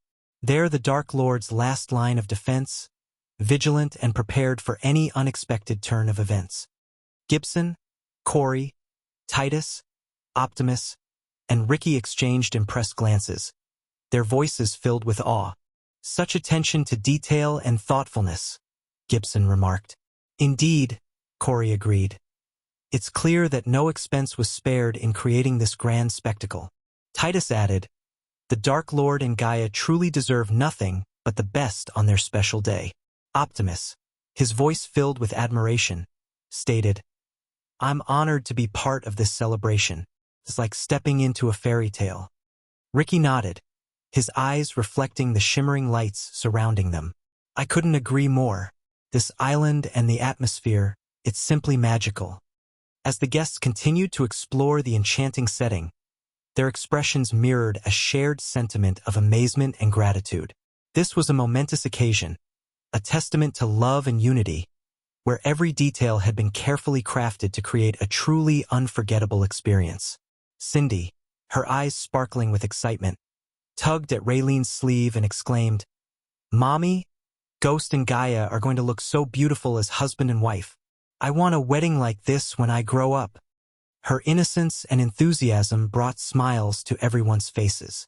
Claire, unable to contain her amusement, knelt down to Cindy's eye level and teasingly remarked, Well, Cindy, we'll have to find you the perfect Prince Charming when the time comes. Trista playfully joined in, adding, But we won't let you get married just yet. You're too young. Gibson, Corey, Titus, Optimus, and Ricky chuckled at the adorable exchange, their laughter blending with the gentle waves crashing against the shore. Gibson ruffled Cindy's hair affectionately, saying, You have plenty of time, little one. Enjoy being a child for now. Cindy pouted playfully, crossing her arms and retorting, But it's so pretty. I want a big wedding with flowers and lights just like Ghost and Gaia's. Her determination and enthusiasm brought warmth to their hearts. Raylene, her voice filled with love and amusement, hugged Cindy tightly. One day, sweetheart, you'll have the wedding of your dreams.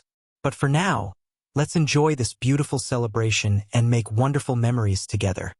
As the guests laughed and shared in the joyful banter, the innocence of Cindy's wishes reminded them of the preciousness of youth and the magic of love. They cherished this moment, knowing that it would be a memory to hold dear for years to come. When the anticipation reached its peak, the atmosphere crackled with excitement. The portal designated for the Dark Lord shimmered with an ethereal glow, drawing everyone's attention. Dark flames danced along the edges of the portal, casting a mesmerizing play of shadows. And then, with an air of regal grace, the Dark Lord stepped through the portal, accompanied by the ever-loyal Eladir. Gasps of astonishment escaped from the lips of the guests as they laid eyes upon their enigmatic leader. Dressed in a tuxedo that perfectly blended the elegance of the modern world with the medieval flair of their realm, the Dark Lord was a vision of dashing allure. The ensemble consisted of a tailored black coat, with intricate silver embroidery along the edges, highlighting his commanding presence. The coat cascaded down to his knees, accentuating his lean physique and regal stature. Beneath the coat, he wore a crisp white shirt, its collar adorned with a black silk cravat elegantly tied in a knot. His pants were a deep shade of charcoal, tailored to perfection, while his black leather boots added a touch of rugged sophistication. But it was the Dark Lord's transformation that truly left everyone stunned. He had shaved his stubble beard, revealing a chiseled jawline, and his shoulder-length black hair was carefully pruned, framing his face with a captivating allure. His piercing eyes held a glimmer of both power and vulnerability, captivating the hearts of all who beheld him. As whispers of awe and admiration spread through the guests, a collective realization washed over them. The Dark Lord, their feared and revered leader, was not only a formidable force but also a man of breathtaking handsomeness. The contrast of his dark aura with his striking appearance created an irresistible magnetism, leaving everyone mesmerized. In that moment, the beauty of the island and the grandeur of the wedding faded into the background. All eyes were fixed upon the Dark Lord, their hearts quickening at the sight of this unexpected and captivating transformation. Whispers of admiration and disbelief floated through the guests, their voices tinged with awe and astonishment. "Have you ever seen him look so handsome?" Trista murmured, her eyes never leaving the Dark Lord. Arya nodded in agreement, a dreamy smile playing on her lips. I've always known he was powerful, but this is something else entirely. He's positively enchanting. Raylene, unable to contain her amazement, leaned in closer to Claire. Is it even possible for someone to be that attractive? Gaia is a lucky woman. Claire chuckled softly, her eyes twinkling with mischief. I think every woman in this room is feeling a little jealous right now. Who could resist such a lure? Cindy tugged on Saber's sleeve, her eyes wide with wonder. Ghost looks like a prince from a fairy tale. He's so handsome, Saber. I want a wedding just like this. Saber ruffled Cindy's hair affectionately, a playful glint in his eyes. Well, little one, make sure your wedding is just as magical. But remember, we won't let anyone steal you away from us so easily. Gibson, standing nearby, chimed in with a smirk. Sorry, Cindy, but you're stuck with us. No one else can match up to your awesomeness. The guests laughed, the joyous sound filling the air as they reveled in the enchanting atmosphere and the captivating presence of their dark lord. Each conversation, filled with admiration and playful banter, echoed the unanimous sentiment. The Dark Lord was a vision of unparalleled handsomeness. Capturing the hearts of all who beheld him, time seemed to stand still as the portal of the bride shimmered with a radiant golden light. Anticipation filled the air, and all eyes turned toward the glowing portal. Through the ethereal haze, Gaia emerged, a vision of exquisite beauty. Gasps of admiration escaped the lips of the guests as they beheld her. Gaia's flowing black hair cascaded down her shoulders, complementing her flawless complexion and accentuating her striking features. Her eyes sparkled with a mixture of excitement and love, while her elegant posture exuded grace and confidence. Gaia wore a gown that seemed to have been woven from moonlight itself.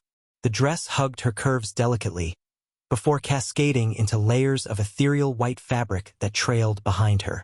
The bodice was adorned with intricate silver embroidery, shimmering like stardust, and delicate lace sleeves draped gracefully over her arms.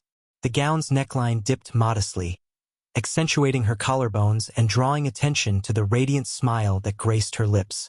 The guests were captivated, their breaths held in awe, as Gaia glided down the aisle, her every step a testament to her beauty. Michael stood at the altar, his heart racing, his eyes fixed on his radiant bride. For a moment, he was rendered speechless, his gaze locked with hers.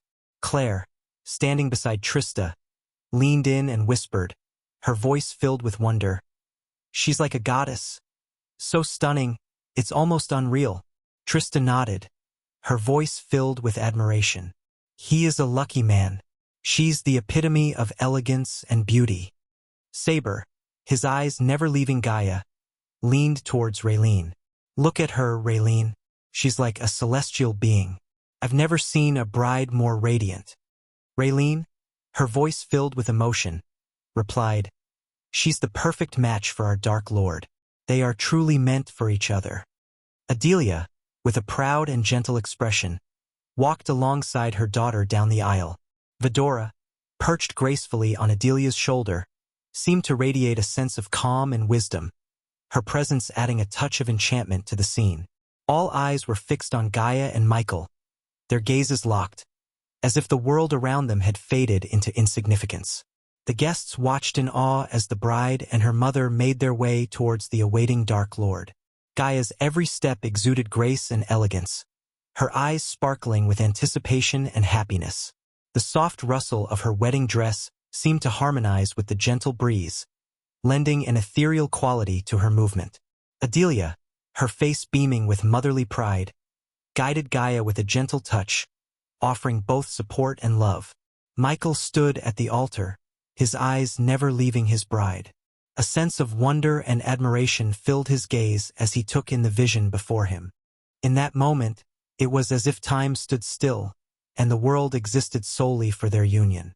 The guests observed this tender exchange, their hearts swelling with joy for the couple. Whispers of awe and appreciation rippled through the crowd, as they witnessed the profound connection between Gaia and Michael.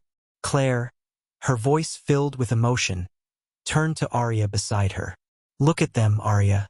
They are meant to be together. Such love and devotion. Arya nodded, her eyes misty with tears of happiness. Yes, Claire. It's as if they were destined to find each other. They look absolutely mesmerized by one another. The atmosphere was charged with a mixture of anticipation, love, and enchantment. As Gaia drew closer to Michael, the air seemed to shimmer with the palpable energy of their union. It was a moment of profound beauty and significance, one that would forever be etched in the memories of all who bore witness to their love. Chapter 990. Husband and wife Ellidyr, resplendent in his ceremonial attire, stepped onto the altar, his presence commanding attention. He took his position, ready to officiate the union of Gaia and Michael, a smile of warmth and genuine happiness adorning his face. Gaia's eyes never left Michael, her heart swelling with a mixture of awe and love. In her eyes, he was the epitome of strength, grace, and regal charm. She marveled at how handsomely he wore his tuxedo, the subtle hints of medieval flair adding a touch of mystique to his already captivating presence. As she stood before him, Gaia couldn't help but feel overwhelmed by the beauty of the moment. The island, adorned with exquisite decorations, seemed to come alive with vibrant colors and delicate details, creating a picturesque backdrop for their union. The soft glow of the 3 moons cast a magical radiance over the scene, enhancing its ethereal quality. In Gaia's eyes, Michael was not just a dark lord. He was her beloved, her partner, and the man who had captured her heart. She had never imagined meeting someone like him, someone who saw beyond her titles and embraced her for who she truly was. His love and devotion made her feel cherished and valued, like a queen in his presence. As she stood beside him on this momentous day, Gaia felt an overwhelming sense of fulfillment and contentment.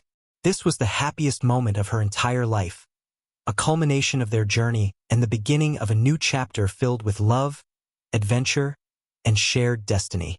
As Ellidyr began the ceremony, Gaia's gaze remained locked with Michael's. Their eyes spoke volumes, expressing a depth of connection and understanding that surpassed words. In that moment, surrounded by loved ones and embraced by the enchanting ambience, Gaia knew that she had found her true happiness. She was ready to embark on this extraordinary journey with Michael, hand in hand, for all eternity. Ellidyr stood before the couple, his voice carrying a soothing warmth as he began to speak, his words laced with wisdom and sincerity. Dark Lord, Gaia, today we gather to celebrate the union of 2 souls, bound together in love and commitment. Marriage is not just a union of hearts but a promise to journey through life hand in hand, facing both joys and challenges together. He paused, allowing his words to sink in, and continued. In the grand tapestry of life, it is not only during the happiest times that the bond of marriage grows stronger. It is in the face of adversity, the storms that test our resolve, that we discover the true strength of our connection. It is during these moments that the foundation of trust, respect, and unwavering support is forged. Ellidyr's voice resonated with a sense of reverence as he continued. Marriage is a sacred commitment, a sanctuary of love and understanding where 2 souls find solace in one another's embrace.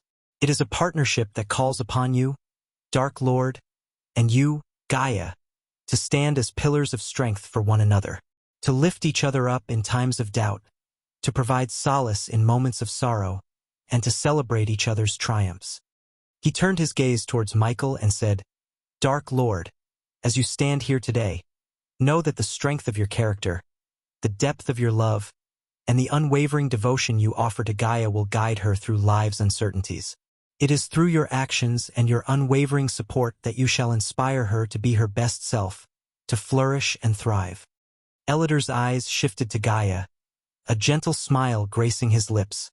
And Gaia, as you stand by the side of the Dark Lord, know that your love, compassion, and unwavering loyalty will serve as a beacon of light in his darkest moments. Your presence shall bring him comfort, and your understanding shall be his refuge. He turned his attention back to the couple before him, his voice filled with heartfelt sincerity. May your journey together be blessed with unwavering love, unbreakable bonds, and a shared destiny that transcends time. Cherish one another, uplift one another, And never forget that the strength of your love will carry you through life's greatest challenges. As Elidor's words hung in the air, the atmosphere was filled with a profound sense of unity and purpose. The couple exchanged a glance, their eyes reflecting the depth of their commitment and the promises they held within their hearts. In that moment, they knew that their love was not merely a fleeting flame but a blazing fire that would guide them through every step of their shared path. Elidor, recognizing the couple's preference for brevity, smiled warmly and nodded. In the spirit of your wishes, let us proceed without lengthy speeches. Dark Lord, Gaia, please share your heartfelt sentiments. Michael took a step forward, his eyes fixed on Gaia with unwavering adoration. With a voice filled with conviction, he spoke. I stand here today, surrounded by the love and support of those who have joined us in this celebration. But there is one truth I want to share. In this vast world, if a man claims to have fallen in love with a woman, he would never have the capacity to fall in love with another. If he does, then he never truly fell in love with the first. His words carried a sense of absolute devotion, a testament to the depth of his love for Gaia. The guests listened intently, captivated by the sincerity and conviction in his voice. Gaia, her eyes shimmering with unshed tears, stepped forward to speak. Her voice trembled with emotion as she addressed the gathered crowd. I am not one for grand speeches, but I stand here today, in the presence of all the people who hold a special place in our hearts, to say a heartfelt thank you. Her gaze met Michael's, and she continued, her voice filled with love and gratitude. Thank you for seeing me for who I truly am, for accepting and embracing every part of me. You have shown me a love so pure and unconditional. It has transformed my world. Today, as we embark on this journey together, I promise to stand by your side, to cherish and nurture the love we share. The guests applauded, touched by the sincerity of Michael and Gaia's words. Their love, expressed in its simplest form, resonated deeply within the hearts of all who witnessed the exchange. Elidor, his eyes gleaming with joy, concluded the moment with a smile. May your love continue to grow, nourished by the bond you share and the unbreakable commitment you have made to one another. Today, we celebrate your union and the beginning of a beautiful chapter in your lives. Elidor, his voice filled with warmth and joy, turned to Gaia and asked, Gaia, do you accept him as your husband, to love, honor, and cherish him in both joyful and challenging times? Gaia, her eyes sparkling with love and happiness, nodded fervently. Yes, with all my heart. Elidor then turned to Michael and asked, do you accept Gaia as your wife, to love, honor, and protect her in both joyful and challenging times? Michael's voice resonated with unwavering certainty. Yes, with all that I am. With a radiant smile, Elidor declared, by the power vested in me, I now pronounce you husband and wife. As the guests erupted into applause, Elidor presented the wedding rings, a symbol of their eternal commitment. Gently, Michael and Gaia took each other's hands, slipping the rings onto their fingers, a gesture of love and unity. Elidor's voice filled the air once more. You may now seal your vows with a kiss.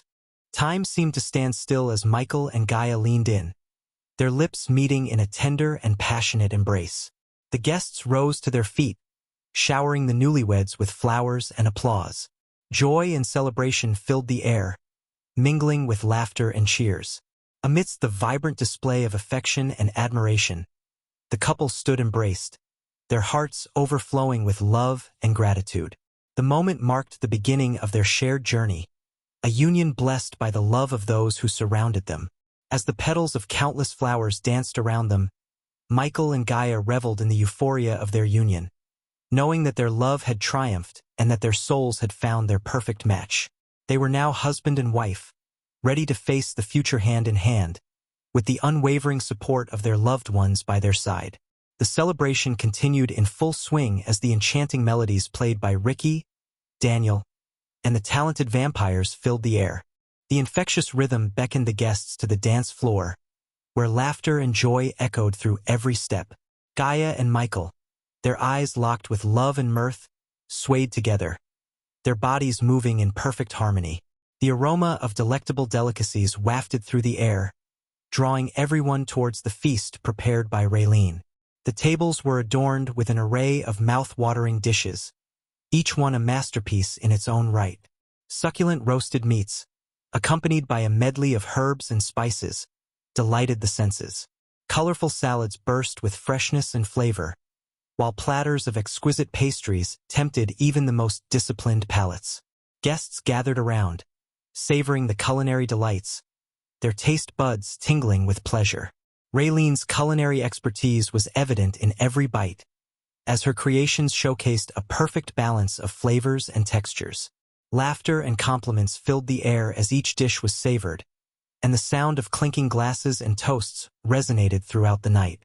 Amidst the festivities, Cindy, with her infectious energy, twirled and danced amongst the ladies, filling the atmosphere with her youthful enthusiasm. Saber, Delar, Raylene, Claire, and Eve, their usual stoic demeanor forgotten, joined in the merriment, their smiles lighting up the night.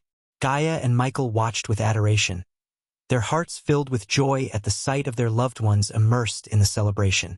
As Cindy spun and twirled, Gaia and Michael shared a knowing glance. Michael's deep voice resonated with amusement as he said, "Look at our little dancer." Gaia's laughter bubbled forth as she replied, "She knows how to light up a room. I just wish the ugly lizard was here." Their voices mingled with the music and laughter, a symphony of love and happiness. The beauty of the moment was not lost on them, as they reveled in the love and unity that surrounded them. The wedding, a celebration of their love, had become a joyous occasion for all, a testament to the bonds forged through friendship and shared experiences. As the night unfolded, the dance floor became a whirlwind of movement, with guests of all ages and backgrounds joining in the festivities. The once reserved vampires allowed themselves to be carried away by the rhythm, their graceful movements intertwining with those of their human counterparts. Amidst the delight and joy that filled the air, unbeknownst to the guests, a different presence loomed in the distant realm of gods. The god of war, a powerful and enigmatic deity, had taken notice of the momentous occasion taking place on the small island. Only the passage of time held the answer to the god's intentions. Would he choose to grace the wedding with his presence, bestowing his blessings upon the union of Gaia and Michael? Or would his wrath be unleashed, throwing the joyous celebration into chaos and upheaval? As the music played and the laughter resonated, the guests reveled in their happiness, unaware of the potential storm brewing in the realm of gods. Destiny would unfold in due course, and only then would the true nature of the god of war's intentions be revealed. For now, the island remained a haven of joy and celebration, a sanctuary where love and unity reigned supreme. Time, the ever-watchful observer, would soon reveal whether the god of war's presence would bring blessings or unleash the tempest of his wrath upon the unsuspecting wedding party. Chapter 991. War god of the Pantheon. While Michael's marriage celebration was going on full swing, in the realm of gods, where chaos and rumors of Dagon's return swirled, a towering figure commanded attention. This godly being was Rudra, the war god, a sight to behold. Standing taller and broader than any mortal, his muscular frame exuded power and strength. His fiery red hair cascaded down his back, complementing his commanding presence. Adorned in gleaming golden armor, Rudra's arms were protected, while his sculpted chest and well-defined abs were proudly displayed. His shoulders bore the weight of majestic lion heads, intricately crafted and attached to his shoulder plates, symbolizing his ferocity and dominance. Atop a hill, on a bed of gold, Rudra reclined, a goblet of wine in his hand. The setting sun painted the sky in hues of orange and gold, casting a warm glow upon the god's features. His aura resonated with divine power, radiating an aura of authority and awe-inspiring might. The mountaintop where Rudra found solace was strewn with fragments of stone, remnants of golems that had met their demise during his relentless training. Each shattered piece bore testament to the god's formidable strength and unwavering dedication to his craft. In this tranquil moment, Rudra, the embodiment of war and battle, found respite. The world outside may have been plagued by chaos and rumors, but here, on his golden throne, He could bask in the glory of his own divinity. As Rudra reveled in his pocket dimension, an intrusive light pierced through the serenity. Annoyance etched upon his features. He shook his head disapprovingly, disrupted from his cherished moment of relaxation. Gradually, the luminous glow transformed into the ethereal figure of a woman with radiant golden hair. Seraphine, I don't recall extending an invitation to my domain, Rudra asserted with a commanding voice that resonated like thunder. We have discovered the graces of the gods trapped in the mortal realm.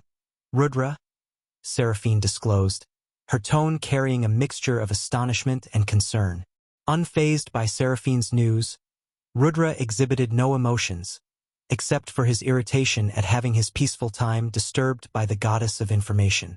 Good for you, he retorted dismissively, reclining once more upon his opulent golden bed, deliberately averting his gaze from Seraphine. They were imprisoned within the temple of the god of darkness, and Dagon has released them, Seraphine divulged. The moment Rudra heard the names god of darkness and Dagon, his nonchalant facade dissipated, replaced by a flicker of excitement as he lifted his gaze to meet Seraphine's expectant eyes. Amused, Rudra contemplated the revelation. So all this time the graces were hiding right under our noses. And Dagon, how did he manage to breach our realm from the depths of hell? I can only imagine the frenzy the Pantheon must be in, he mused, flexing his formidable godly muscles. Andor is currently handling Dagon's presence.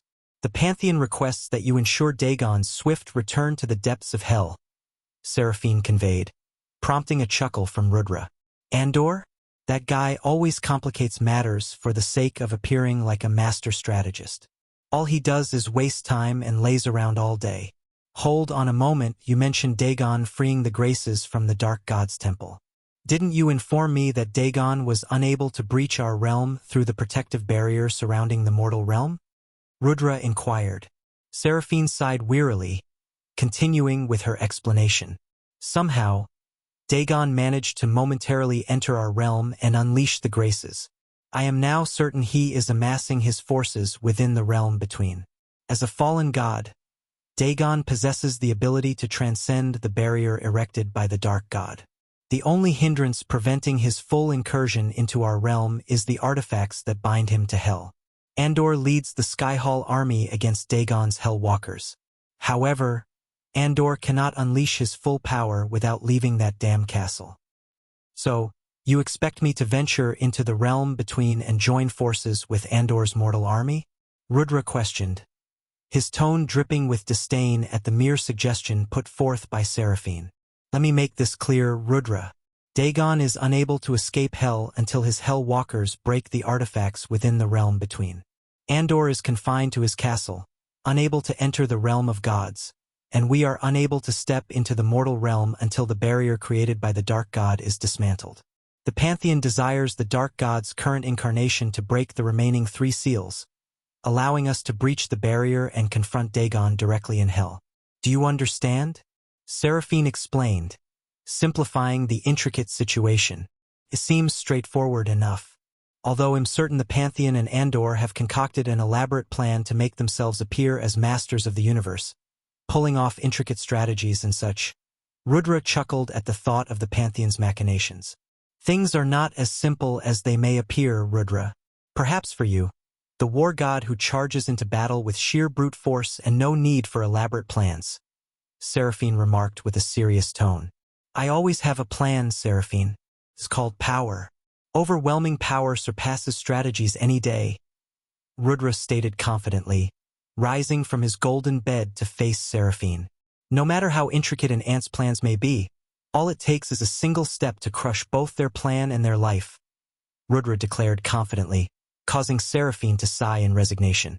She knew better than to argue with Rudra, for he had proven himself victorious time and time again against the enemies of the Pantheon. After all, he was the god of war for a reason. Will you venture into the realm in between? Seraphine asked, seeking a direct answer. However, instead of responding immediately, Rudra lifted his wine glass, savoring a slow sip before continuing. Fighting the Hellwalkers would serve no purpose. A war cannot be won by winning a solitary battle. Victory in this war with Dagon will only be achieved when his head lies severed on the ground. To defeat him, we must confront him at his weakest point, Rudra explained, his eyes gleaming with excitement. Seraphine couldn't help but grin inwardly, recognizing the fervor that always consumed Rudra. While he may not possess the strategic prowess of Andor, when it came to winning wars, there was no god more adept than the god of war himself.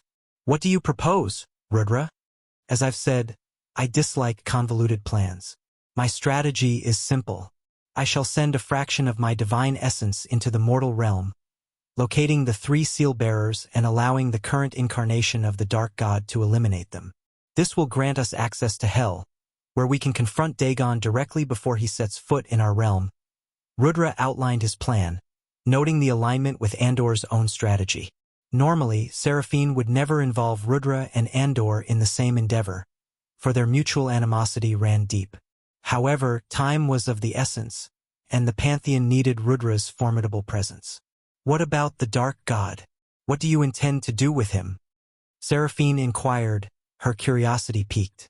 She knew that 5,000 years ago, Rudra had harbored a burning desire to confront the God of Darkness. However, the Dark God had reset the universe and erected a formidable barrier between the mortal realm and the realm of gods, effectively preventing a clash between them. Rudra had been denied the opportunity to engage in battle with his ancient adversary. But now, with Rudra's power to send a sliver of his grace through the weakened barrier following the demise of several seal-bearers, the long-awaited clash between the God of Darkness and the God of War seemed feasible. What is he up to in the mortal realm? Rudra inquired, withholding his own plan involving the God of Darkness for the time being. He is getting married, Seraphine revealed, causing Rudra to click his tongue in response. Then I shall wait. I am not an asshole and have no desire to disrupt a wedding. Let him embark on this new chapter of his life without interference, Rudra declared, devoid of any ill intentions towards the God of Darkness. You are aware that he cannot be killed without the Seraphine's sentence was abruptly cut off as Rudra interjected. He may be unkillable for now, but I can weaken him to the point where he will no longer pose a threat, Rudra snickered, his confidence evident. But that is not a permanent solution, Rudra. He has the potential to regain his strength, Seraphine argued. Then I will face him time and time again until you strategists come up with a more viable approach. After all, we gods have nothing but time on our hands, Rudra declared, his determination unwavering. Then, Rudra placed his fingers on his forehead, tapping into the immense power that flowed through him. With a swift motion, he extracted a small sliver of golden thread, pulsating with his divine grace. Holding it up, he turned to face Seraphine. This tiny fragment of my grace will accomplish more than Andor's complicated plans ever could, Rudra proclaimed confidently. With a flick of his wrist, he released the sliver of grace, watching as it disappeared into the vast expanse of the golden sky, making its way toward the mortal realm. Seraphine raised an eyebrow, her curiosity piqued. But Rudra, your grace requires a mortal vessel in the mortal realm. How do you plan to accomplish that? Rudra grinned mischievously, his eyes gleaming with unspoken knowledge. Fear not, Seraphine. I still have devoted worshippers in the mortal realm who would gladly offer their physical bodies for the manifestation of my grace. They shall be the vessels through which my power will flow. Seraphine nodded, realizing the extent of Rudra's connection to his followers. She understood that their unwavering devotion would provide the conduits necessary for his divine grace to manifest in the mortal realm. In the vast tapestry of the divine realm, each god was a protagonist in their own story, with their own trials, triumphs, and quests. The god of darkness, the god of war, the god of time and space, and the fallen god Dagon all played their roles, guided by the invisible hand of fate. Their choices, desires, and motivations wove together, bringing them into conflict and forging alliances that remained hidden from the rest of the realm of gods. Among them, it was the god of darkness who found common ground with Dagon, the fallen god. Together, they formed an unexpected alliance that threatened the delicate balance of power. The true motives of Dagon's rebellion and the intricate relationship between the god of darkness and Dagon remained concealed, awaiting a time when the threads of fate would be pulled, unraveling the mysteries of their intertwined stories. As the sliver of grace continued its journey, Rudra and Seraphine stood in the realm of gods, contemplating the imminent events that would unfold. The fate of both realms hung in the balance, and Rudra's bold plan would set into motion a series of events that could change the course of their existence. Chapter 992. War God crashes the wedding. As the wedding celebration of Michael and Gaia reached its peak, the atmosphere was filled with joy, laughter, and the infectious rhythm of music. The guests danced and reveled in the happiness of the occasion, their hearts light and carefree. Amidst the merriment, Michael, the groom, glanced up at the night sky and noticed a sudden glimmer of light. It caught his attention, and an uneasy feeling settled in the pit of his stomach. Sensing something amiss, he discreetly activated the earpiece hidden beneath his neatly tailored suit. "Spider, I've spotted a strange light in the sky. Check it out discreetly and report back," Michael whispered urgently, ensuring that Gaia remained unaware of his concerns. Before the vampire death squad could acknowledge his command, the glimmer of light in the sky rapidly intensified, closing the distance with astonishing speed. Gasps of surprise escaped from the guests' lips as the light descended upon the island, illuminating the surroundings with an otherworldly brilliance. The arrival of this unexpected visitor left everyone in a state of shock, their festivities momentarily forgotten. Wide-eyed and speechless, they watched as the radiant figure emerged from the light, its ethereal presence captivating their attention. The air crackled with a sense of anticipation, as if the world itself held its breath in awe of this extraordinary arrival. However, the true nature and purpose of this enigmatic visitor remained a mystery, shrouded in uncertainty. The scene was frozen in time, with whispers of speculation and trepidation circulating through the crowd. The joyous celebration now stood at a crossroads, its path veering into the realm of the unknown. As the golden light dissipated, revealing the figure within, a hushed silence fell over the crowd. The guests' eyes widened in astonishment as they beheld the sight before them, an orc unlike any they had ever encountered. His crimson skin stood out in stark contrast to his intricate white and blue tattoos that adorned his muscular physique. Tusks protruded from his mouth, and numerous piercings adorned his body, glinting ominously under the moonlight. The orc's eyes blazed with an otherworldly light, radiating an aura of power that sent shivers down the spines of those who stood in his presence. Without a second thought, Saber lunged forward, determined to end the life of this uninvited guest.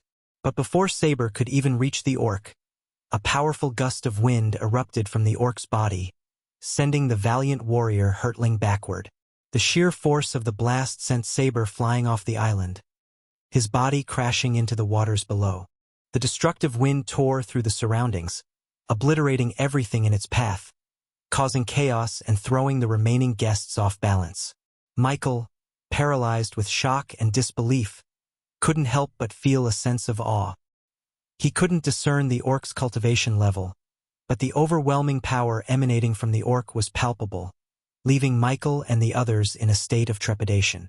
With an instinctive surge of protective energy, Michael swiftly stepped in front of Gaia, his eyes blazing with determination. Two dark beams shot forth from his gaze, cutting through the air with an ominous hiss. "Eladir, activate the runes," Michael commanded, his voice laced with urgency. In response to his command, the three portals, positioned at the edge of the island, burst into life, emanating a brilliant light that grew in intensity. A powerful pulling force gripped the guests, drawing them towards the portals against their will. The wedding scene was suddenly thrown into chaos as bewildered and frightened cries filled the air. "Everyone, hold on. We need to get out of here," Michael shouted, his voice barely audible above the turmoil. Shock and disbelief etched across the faces of the guests as they found themselves helpless, unable to resist the overwhelming power radiating from the enigmatic orc. The once jubilant atmosphere had been replaced with a sense of vulnerability and fear. In the midst of the pandemonium, Michael shielded Gaia, his beloved wife, with his own body, sheltering her from harm. His focus never wavered as he directed his dark beams toward the menacing orc, determined to confront this formidable foe head-on. The once joyous wedding scene was abruptly thrown into chaos as the power radiating from the orc engulfed the island. Gasps of astonishment filled the air as guests stumbled backward, their faces etched with shock and disbelief. "What the hell is happening?" Trista exclaimed, her voice trembling with fear. Tiberius, wide-eyed and bewildered, looked around in disbelief. "Who is this? Why can't I move?" Arya, her hands shaking, whispered in disbelief. "This power. It's overwhelming. We're completely powerless." Claire, her voice quivering, managed to utter, "Take Cindy and run to the portal." Gibson tightened his grip on Cindy's hand, his voice filled with urgency. "Stay close, Cindy. We need to find safety." Corey, his expression a mix of awe and fear, muttered, "This power. It's beyond anything I've ever witnessed." Optimus, his usually calm demeanor shattered, exclaimed, "No ordinary foe. Who is this orc?"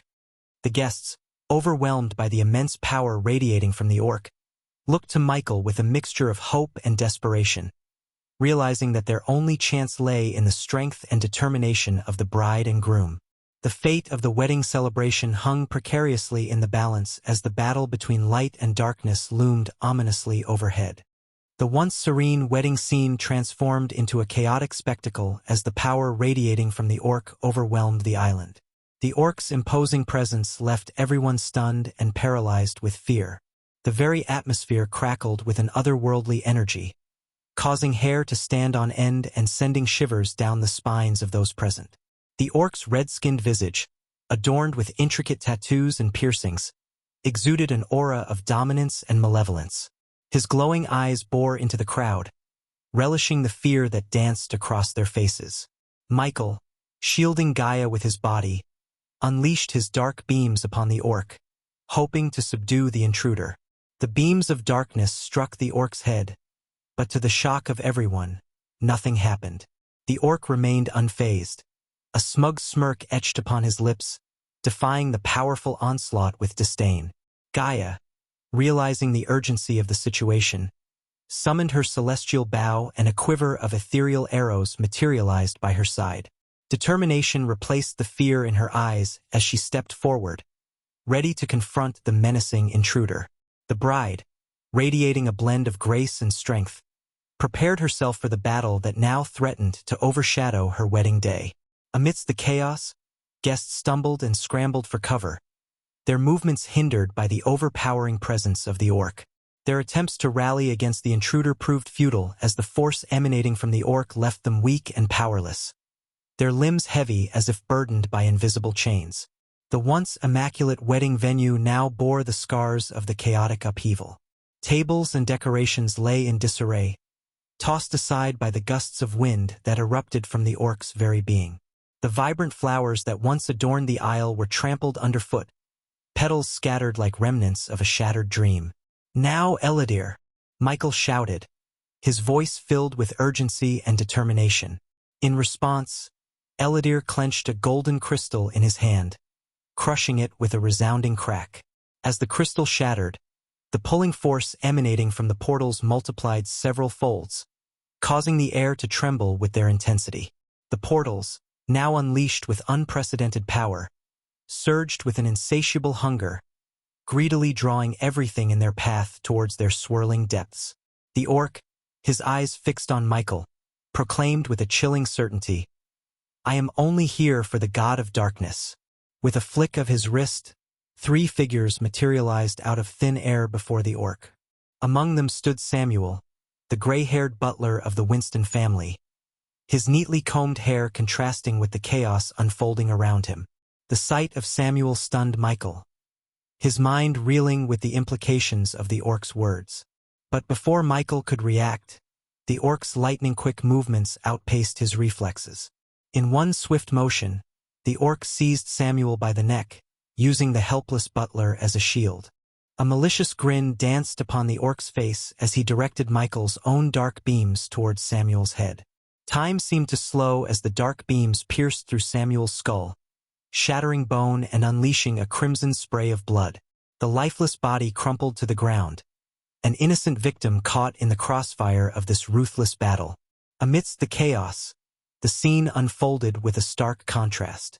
On one side, the portals, their power amplified, exerted an irresistible force, tugging at everything in their path. Tables, chairs, and decorations were ripped from their positions, uprooted by the voracious pull. On the other side, a battle of immense power and stakes played out. Michael, shielded by darkness, stood alongside Gaia, his eyes filled with fury.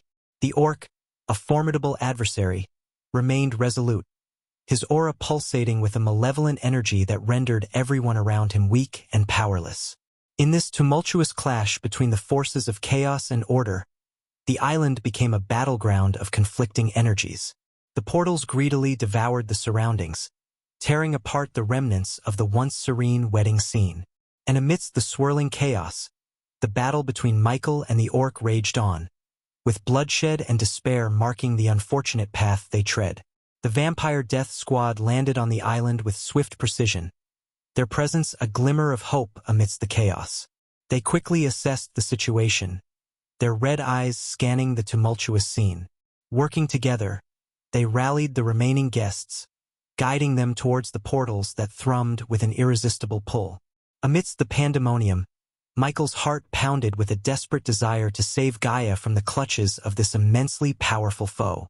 With determination etched on his face, he reached out and grasped Gaia's hand, his grip firm and resolute. With all his strength, he propelled her towards the nearest portal, his intention clear. But in the midst of the airborne journey towards the portal, Gaia's body moved with a swift fluidity. With a sudden twist, she knocked an arrow upon her bowstring and took aim at the orc, defying Michael's intention to guide her to safety. The tension in the air was palpable as Gaia's fingers released the arrow, its trajectory carrying it towards the orc with a lethal intent. In a display of godly speed, the possessed orc, fueled by Rudra's sliver of grace, dashed towards Michael with a swiftness that defied comprehension. The air crackled with anticipation as the orc's movements became a blur, evading Michael's punches and kicks with uncanny agility. Despite the orc's imposing size, it maneuvered with the grace of a predator, effortlessly eluding Michael's onslaught. The ground trembled beneath them as Michael's dark beams shot forth from his eyes, slicing through the earth with devastating precision. The surroundings bore the scars of their deadly power, split apart and rent in halves, a testament to the ferocity of the battle. But the orc, an embodiment of Rudra's divine essence, proved elusive, nimble in its evasion. Each blow was met with a deft sidestep, each kick evaded with a fluid movement that seemed to defy the laws of physics. In the midst of this violent ballet, the orc seized an opportunity, delivering a powerful punch to Michael's chest with an impact that sent him hurtling through the ground, the earth quaking beneath the force. Gaia's voice echoed through the chaos, her heart-rending cry of "No!" a testament to her anguish and determination. The air hung heavy with tension as the battle raged on, the clash of power and the stakes at hand becoming a swirling vortex of uncertainty. As agony surged through Michael's body, his advanced personal device, APD, around his wrist sensed his critical condition. With mechanical precision, the APD swiftly injected a potent healing potion into his bloodstream, mending his damaged organs and revitalizing his strength. Ignoring the lingering pain, Michael rose to his feet, determination etched across his face. With a fierce resolve, he lunged forward, his hands outstretched, and the dark swords materialized in his grip, crackling with ominous energy. The orc's lips curled into a menacing smirk as he taunted, his voice laced with a mix of curiosity and sadistic glee. "Let me see the infamous god of darkness in action. Show me what you're truly capable of." The power radiating from the orc, fueled by Rudra's sliver of grace, created an aura that disrupted the very fabric of magic around them. The teleportation scrolls, a potential escape route, faltered in their effectiveness, rendered useless in the face of this overwhelming force. Rudra, in his strategic cunning, did not want the god of darkness to slip away until the remaining 2 seal-bearers, who had materialized beside Samuel, were eliminated. In this charged moment of clash and determination, the readers witness Michael's resilience and unwavering resolve. They can feel the weight of the orc's taunts and the pulsating energy that surrounds them, drawing them deeper into the scene as the battle unfolds. With a swift and relentless assault, Michael swung his dark swords at the orc, determined to keep him at bay and away from Gaia. The blades sliced through the air with precision, but the orc's invisible force field proved impenetrable, rendering Gaia's arrows useless as they harmlessly bounced off the ethereal barrier. In a moment of triumph, Michael managed to land a shallow cut across the orc's chest, causing blood to spatter in the air. However, the strength of the orc's skin astonished Michael, as the wound appeared far less severe than anticipated. The orc's taunting laughter echoed through the chaos, further fueling Michael's determination. Suddenly, the orc's grip tightened around Michael's hand, restraining his movements. With his other hand outstretched, the orc reached for one of the remaining seal-bearers, a frail old man cloaked in dark brown fabric.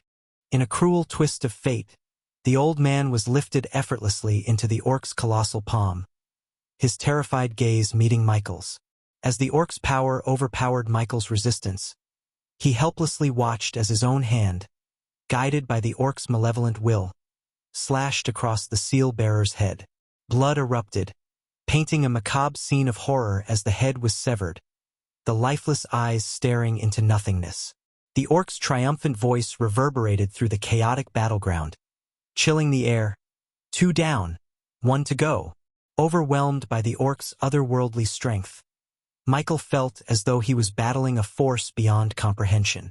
Every move he made seemed feeble in comparison, as if pitted against an unstoppable entity. Chapter 993. Is she a god too? With a wicked smile, the orc, now fully possessed by Rudra's sliver of grace, raised his hand to the sky, invoking the power of the gods. A golden lightning bolt crackled and materialized in his grasp, pulsating with immense energy. With a swift motion, he plunged the bolt deep into the ground, unleashing a cataclysmic explosion of raw power. The force of the explosion sent shockwaves rippling through the island, shattering the surroundings and throwing everyone into disarray. Gaia, caught in the midst of the chaos, plummeted from the sky, crashing violently onto the ground. Her vision blurred, a mixture of pain and disorientation gripping her as she struggled to regain her bearings. Through her hazy vision, Gaia glimpsed the orc, his speed unfathomable, closing in on Michael. The air crackled with malevolence as dark flames erupted from Michael's body, consuming everything in their path. The searing heat licked at the surroundings, devouring the once vibrant landscape in a dance of destruction. Gaia's heart pounded in her chest as she watched in horror, her voice lost amidst the chaos. The scene unfolded before her eyes with vivid intensity, each detail etched into her memory. The orc's savage charge, Michael engulfed in those dark, merciless flames. The dark flames roared with an insatiable hunger, engulfing the grassland surrounding Michael and Gaia. The intense heat radiated from the flames, raising the temperature to unbearable levels. The orc, its skin melting and bubbling under the scorching onslaught, seemed unfazed by the agony it should have been experiencing. Instead, a sinister snicker escaped its deformed mouth as it extended its hand towards the last remaining seal-bearer. The young man in white robes cried out in terror as the orc's hand closed around him, the searing heat of the dark flames seeping into his very being. His anguished screams pierced the air, a haunting testament to the merciless fate that awaited him. The dark flames consumed him relentlessly, reducing his form to a pile of hot ash, leaving nothing but remnants of his existence. As the life force of the third seal-bearer was extinguished, a sudden rumble echoed through the sky. For a fleeting moment, a crack tore open the sky, a glimpse into a realm beyond mortal comprehension. The crack shimmered with an otherworldly light, hinting at the immense power and consequence tied to the seal-bearer's demise. However, as quickly as it appeared, the crack closed, leaving behind only a sense of foreboding and uncertainty. The orc stood tall, its form grotesquely transformed as its skin melted away, revealing the raw skeletal structure beneath. In this macabre state, the orc raised its hands, bony fingers extended towards Michael. Countless golden lightning bolts crackled to life, surging forth with malevolent intent. Michael, recognizing the imminent danger, summoned a responsive shield around him. The shield, translucent and glowing with a vibrant blue hue, materialized just in time to intercept the incoming lightning bolts. However, the power behind the orc's attack proved overwhelming, as the bolts shattered the shield like fragile glass, penetrating through to strike Michael. Agony seared through Michael's body as the lightning coursed through his veins. Blood tainted the corners of his lips as he coughed it up, his strength waning with each passing moment. Paralysis gripped his limbs, rendering him helpless against the orc's relentless assault. With a chilling smirk, the orc raised its hand, exerting a force that pulled Michael closer. His feet dragged across the ground as he was lifted effortlessly by his neck, suspended in the grip of his merciless adversary. The acrid scent of burning grass mingled with the sickening odor of charred flesh, filling the air with a haunting reminder of the devastation surrounding them. The metallic tang of blood lingered, a testament to the violence that had unfolded on the island. As the orc's skin continued to melt away, revealing the gruesome sight of its skull, a grim and horrifying visage emerged. Its eye sockets held an otherworldly glow, and the lack of flesh on its face heightened the eeriness of its presence. Disappointment laced the orc's voice as it shook its skull-like head. "Not impressed," it uttered, its voice laden with mockery. The grip around Michael's neck tightened, constricting his airway and leaving him gasping for precious breaths. Summoning his remaining strength, Michael called upon his dark swords. One of the swords began to levitate toward his outstretched arm, a last-ditch effort to regain control of the situation. However, the orc, swift and cunning, swatted the sword aside, redirecting its trajectory towards Gaia. The hilt of the sword struck Gaia with a resounding thud, knocking her unconscious before she could even rise to her feet. Panic and concern flashed in Michael's eyes as he gasped for air, his voice strained. "Who are you?" he managed to rasp, his words carrying a mixture of defiance and desperation. As Michael's thoughts raced, he knew that the time had come to initiate Plan D, the contingency he had devised for facing an adversary of insurmountable power. Just as the weight of the situation began to settle upon him, the sky above them rumbled with a newfound intensity, as if in response to his desperate plea. Amidst the stormy clouds, a golden light broke through the darkness, illuminating the scene with an ethereal glow. To their astonishment, the once turbulent seas surrounding the island turned eerily calm, contrasting the tumultuous skies above. With a thunderous boom, the golden light descended from the heavens, its brilliance fading gradually to reveal the figure of Nithroel, the Empress of Ar. Her golden locks billowed around her like a halo, and she stood adorned in intricately crafted golden armor that covered her from neck to toe. Every movement exuded an aura of divine power and grace, marking her as an otherworldly goddess. Soon, a golden bow materialized in her hand, emanating a radiant energy that seemed to pulse with ancient enchantments. As she pulled back the string, an arrow adorned with intricate runes materialized, poised to be released at her command. The mere sight of her presence instilled a sense of awe and reverence, for she embodied a force that transcended mortal comprehension. Nithrol's voice resonated with a commanding authority that seemed to shake the very foundations of the island. "Let him go, Rudra. Your fight lies somewhere else," she declared, her words echoing through the air and reaching every corner of the island. The power behind her voice carried a weight that commanded attention and respect. As her words hung in the air, a golden aura enveloped Nithroel, radiating from her being like a shield of divine energy. The orc, possessed by Rudra's sliver of grace, stared at her with a sliver of surprise emerging in his glowing eyes. The unexpected turn of events momentarily caught him off guard, questioning the path he had taken. The tension in the air was palpable as the Empress and the possessed orc locked eyes, each representing a formidable force in their own right. The outcome of this encounter held the potential to reshape the course of events, and the witnesses on the island stood frozen, captivated by the clash of powers unfolding before them. The orc, now barely recognizable as a humanoid figure, threw aside Michael's limp body and turned its attention fully towards Nithroel. The last shreds of skin clung to its smoking, charred body, as if defying the intense heat of the dark flames that consumed it.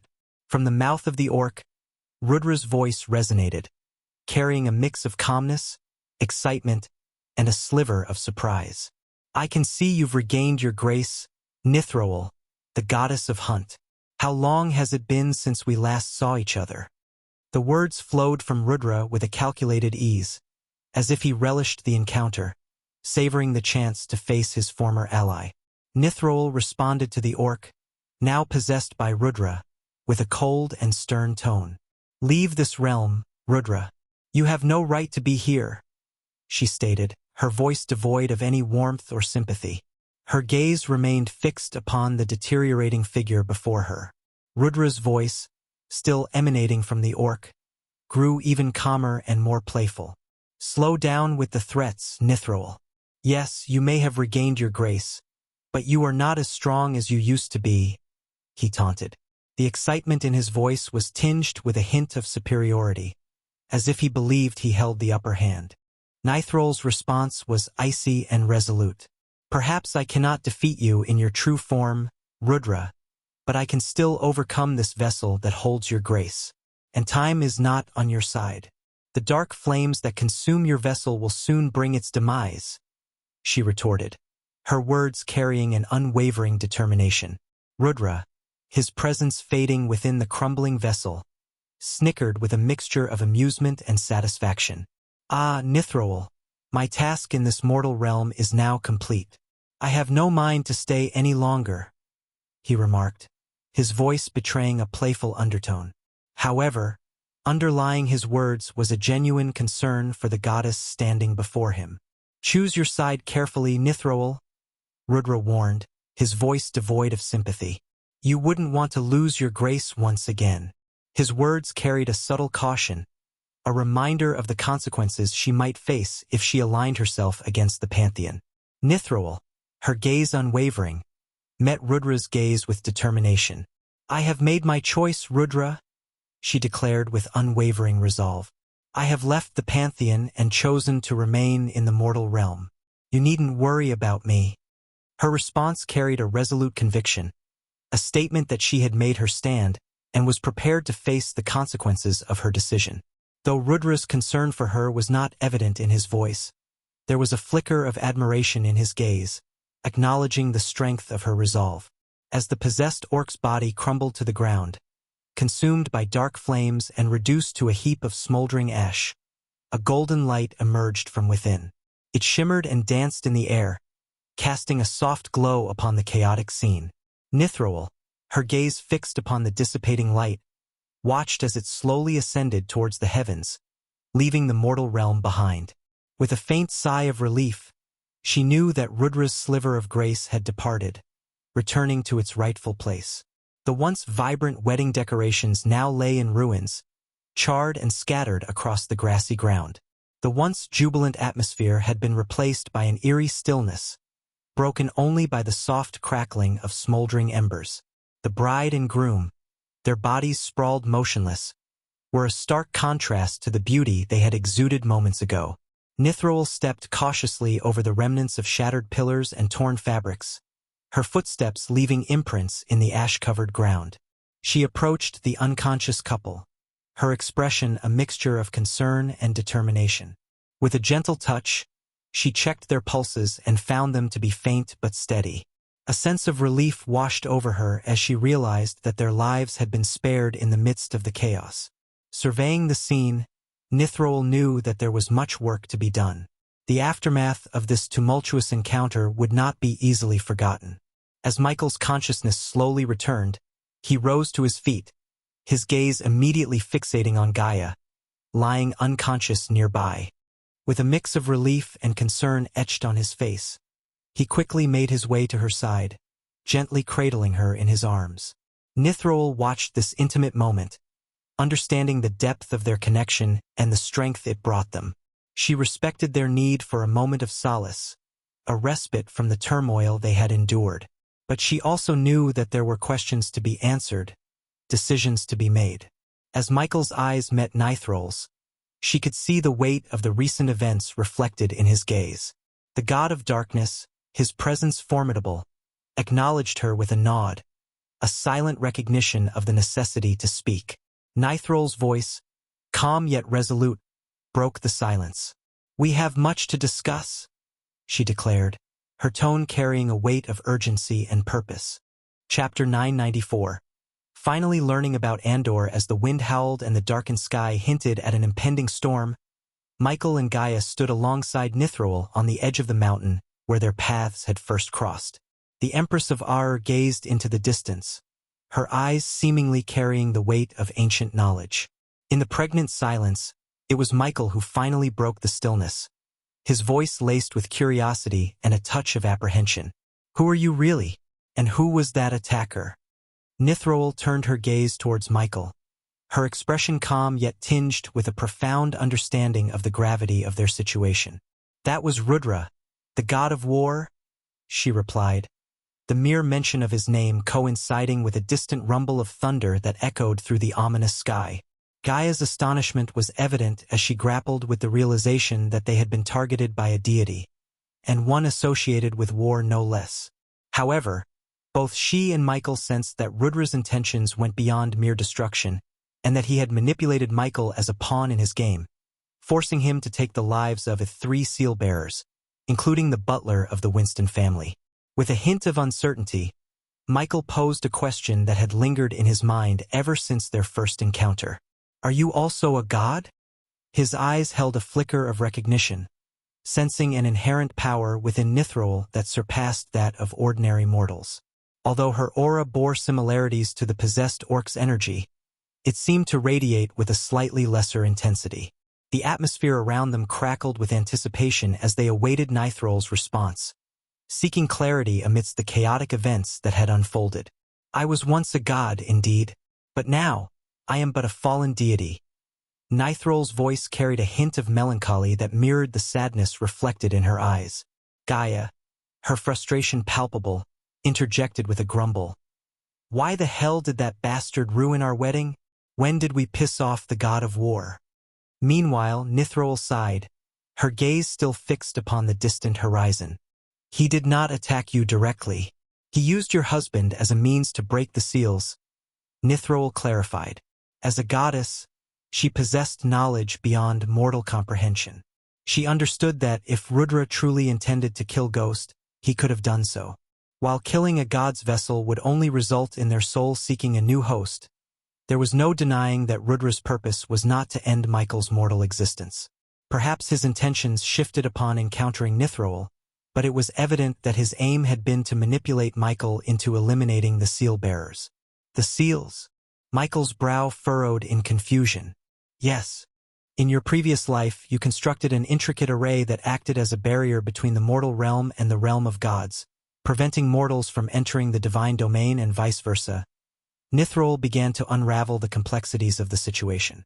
"Unbeknownst to you, these seals were embedded within individuals who were not even born during your previous self's time.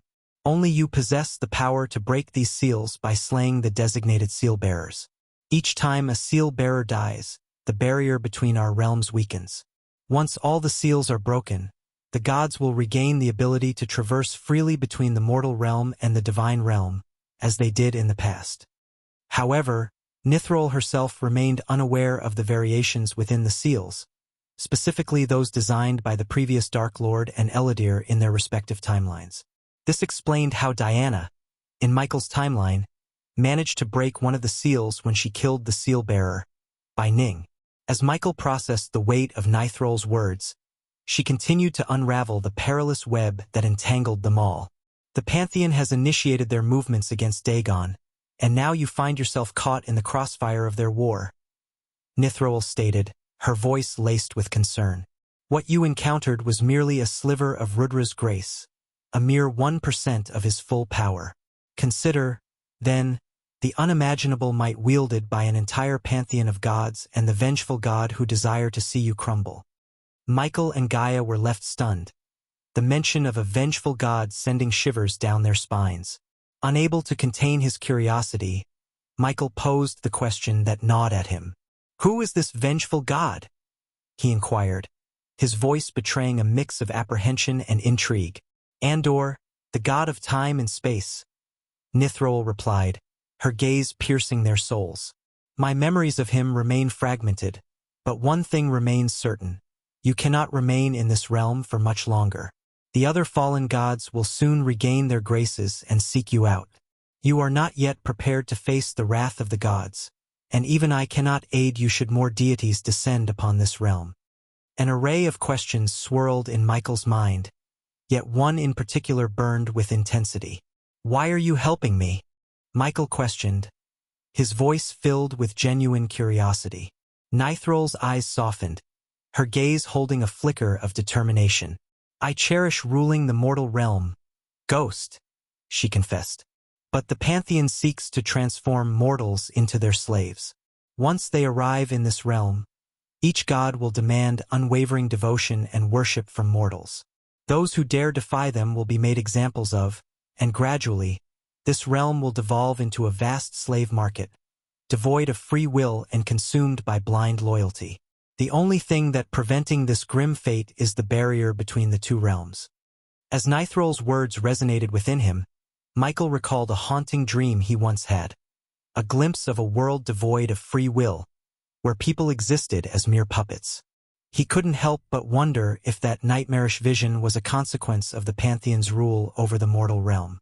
The weight of their predicament settled upon them like a suffocating fog, casting their future into uncertainty. The path ahead was treacherous, fraught with danger and the impending wrath of gods. With their newfound knowledge and the stakes laid bare before them, Michael, Gaia, and Nithrol stood on the precipice of a fateful journey, their destinies intertwined in the grand tapestry of divine machinations and mortal resistance. "But the barrier that your former self created is weakening, and only you possess the power to reinforce it," Nithrol explained, her voice filled with urgency. "You must grow stronger and prepare to confront the gods, Ghost. Dagon cannot indefinitely divert the attention of the Pantheon." Michael's brows furrowed as he contemplated the mention of Dagon, the infamous ruler of hell. "So, Dagon is also a fallen god?" Gaia interjected, seeking clarification. Nithrol nodded in confirmation. "Among mortals, you are already formidable with your half-celestial cultivation stage. However, the power of the gods resides on an entirely different plane. You must transcend the limitations of the celestial stage. Do not step foot into this world until you have done so," Nithrol advised, her tone resolute. As Nithrol spoke, Gaia's voice quivered with uncertainty. "Where should we go?" "Aitnes. The fallen gods cannot reach you there," Nithrol replied, conjuring images of the vibrant, neon-lit forests of Aitnes and the loyal wood elves who inhabited its realms. "I will go there once I gather the others at the castle," Michael stated, but Nithrol swiftly shook her head. "No, Andor must have already learned of recent events and will be plotting his next move to hinder your path to Aitnes. Time is of the essence, and you cannot afford to waste a moment. You must depart now. I will do everything within my power to safeguard the others, but the odds are undeniably stacked against us, Ghost." Nithrol's voice grew intensely serious. Gaia pleaded, her voice filled with concern. "At least let me bring my mother." Nithrol shook her head in response. "My people are already on their way to ensure the safety of your mother and the others." Nithrol's words abruptly halted as her gaze shifted towards the distant sky, her focus returning to Michael once again. "Go now," Nithrol urged, her voice carrying a sense of imminent danger. She swiftly gestured with her hands, summoning a golden portal that materialized in the air before them. Feeling the urgency in the goddess' words, Michael tightly grasped Gaia's hand and guided her toward the shimmering vortex.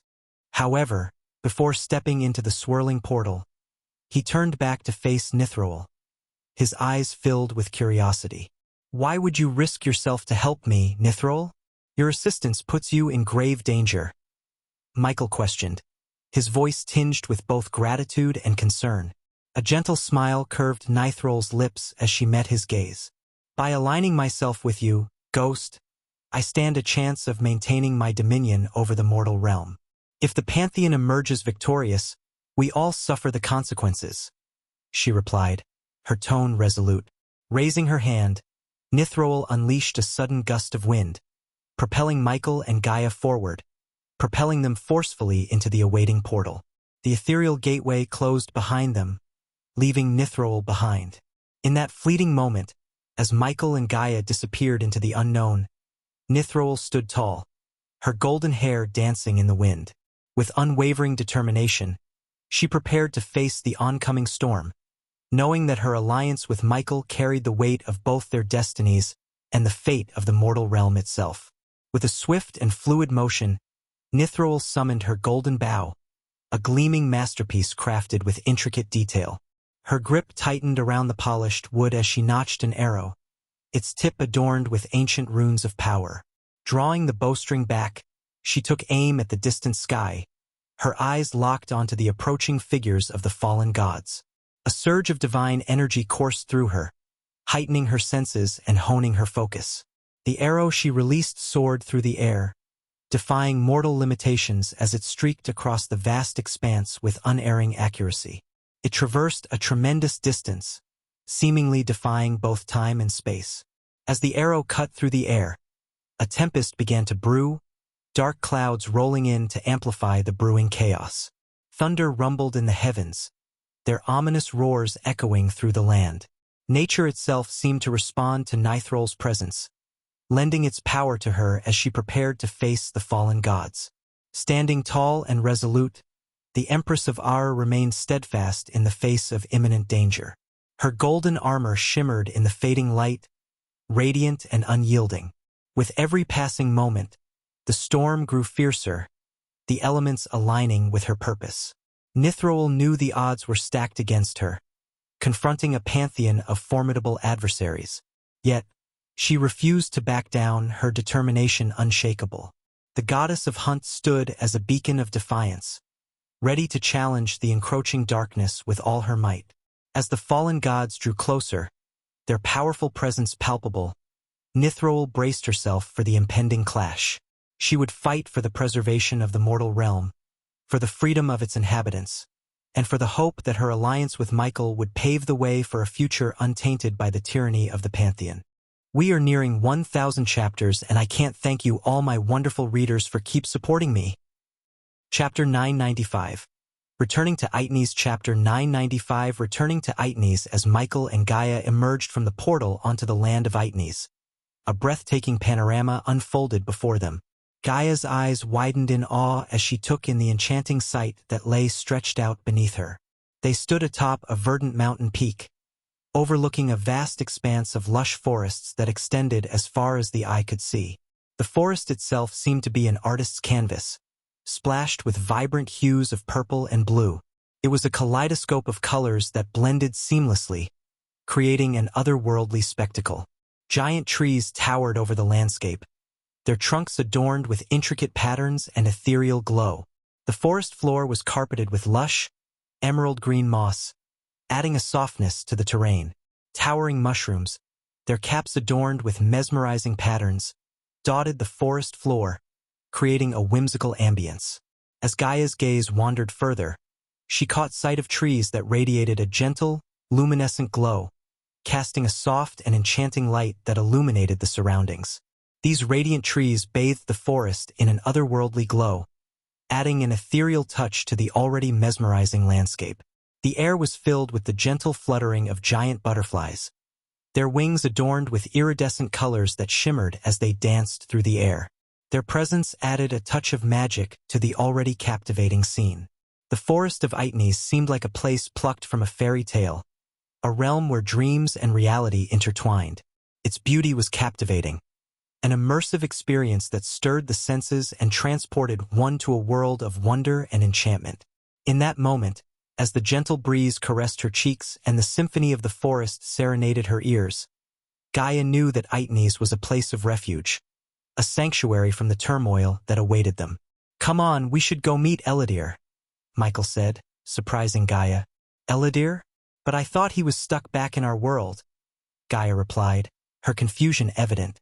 No, in case of an attack, I gave Eladir something to teleport into this world with, Michael explained, glancing at his wrist. Unfortunately, his battle with Rudra had broken his Olympus, leaving him without the ability to fly or use his cultivation in this world. However, Michael had a quick solution in mind. Do you know where to go? My Olympus is not broken, Gaia remarked, hopeful. Before Michael could respond, a magnificent golden giant butterfly emerged from the air below the mountain cliff they stood on, accompanied by a powerful gust of wind. Gaia's eyes widened in astonishment as two elves with beautiful brown skin gracefully descended from the butterfly and immediately knelt before Michael. My lord, you have returned, Taskin said, bowing his head respectfully. Gaia, meet Taskin and Thilv. Michael introduced the two wood elves to Gaia, acknowledging their loyalty and courage during the events he had shared with her. Ah, the two warriors who fought against the Sky Hall, Gaia remembered, recalling the tales Michael had shared. Tell me, Taskin, has anyone else arrived here before us? Michael inquired, his curiosity piqued. Thilv and Taskin nodded in response. Yes, my lord.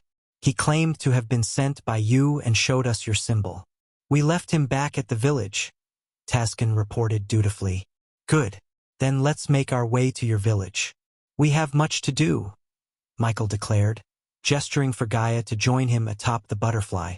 With a swift leap, Gaia gracefully climbed onto their ride, her torn and dirted dress contrasting against her natural beauty.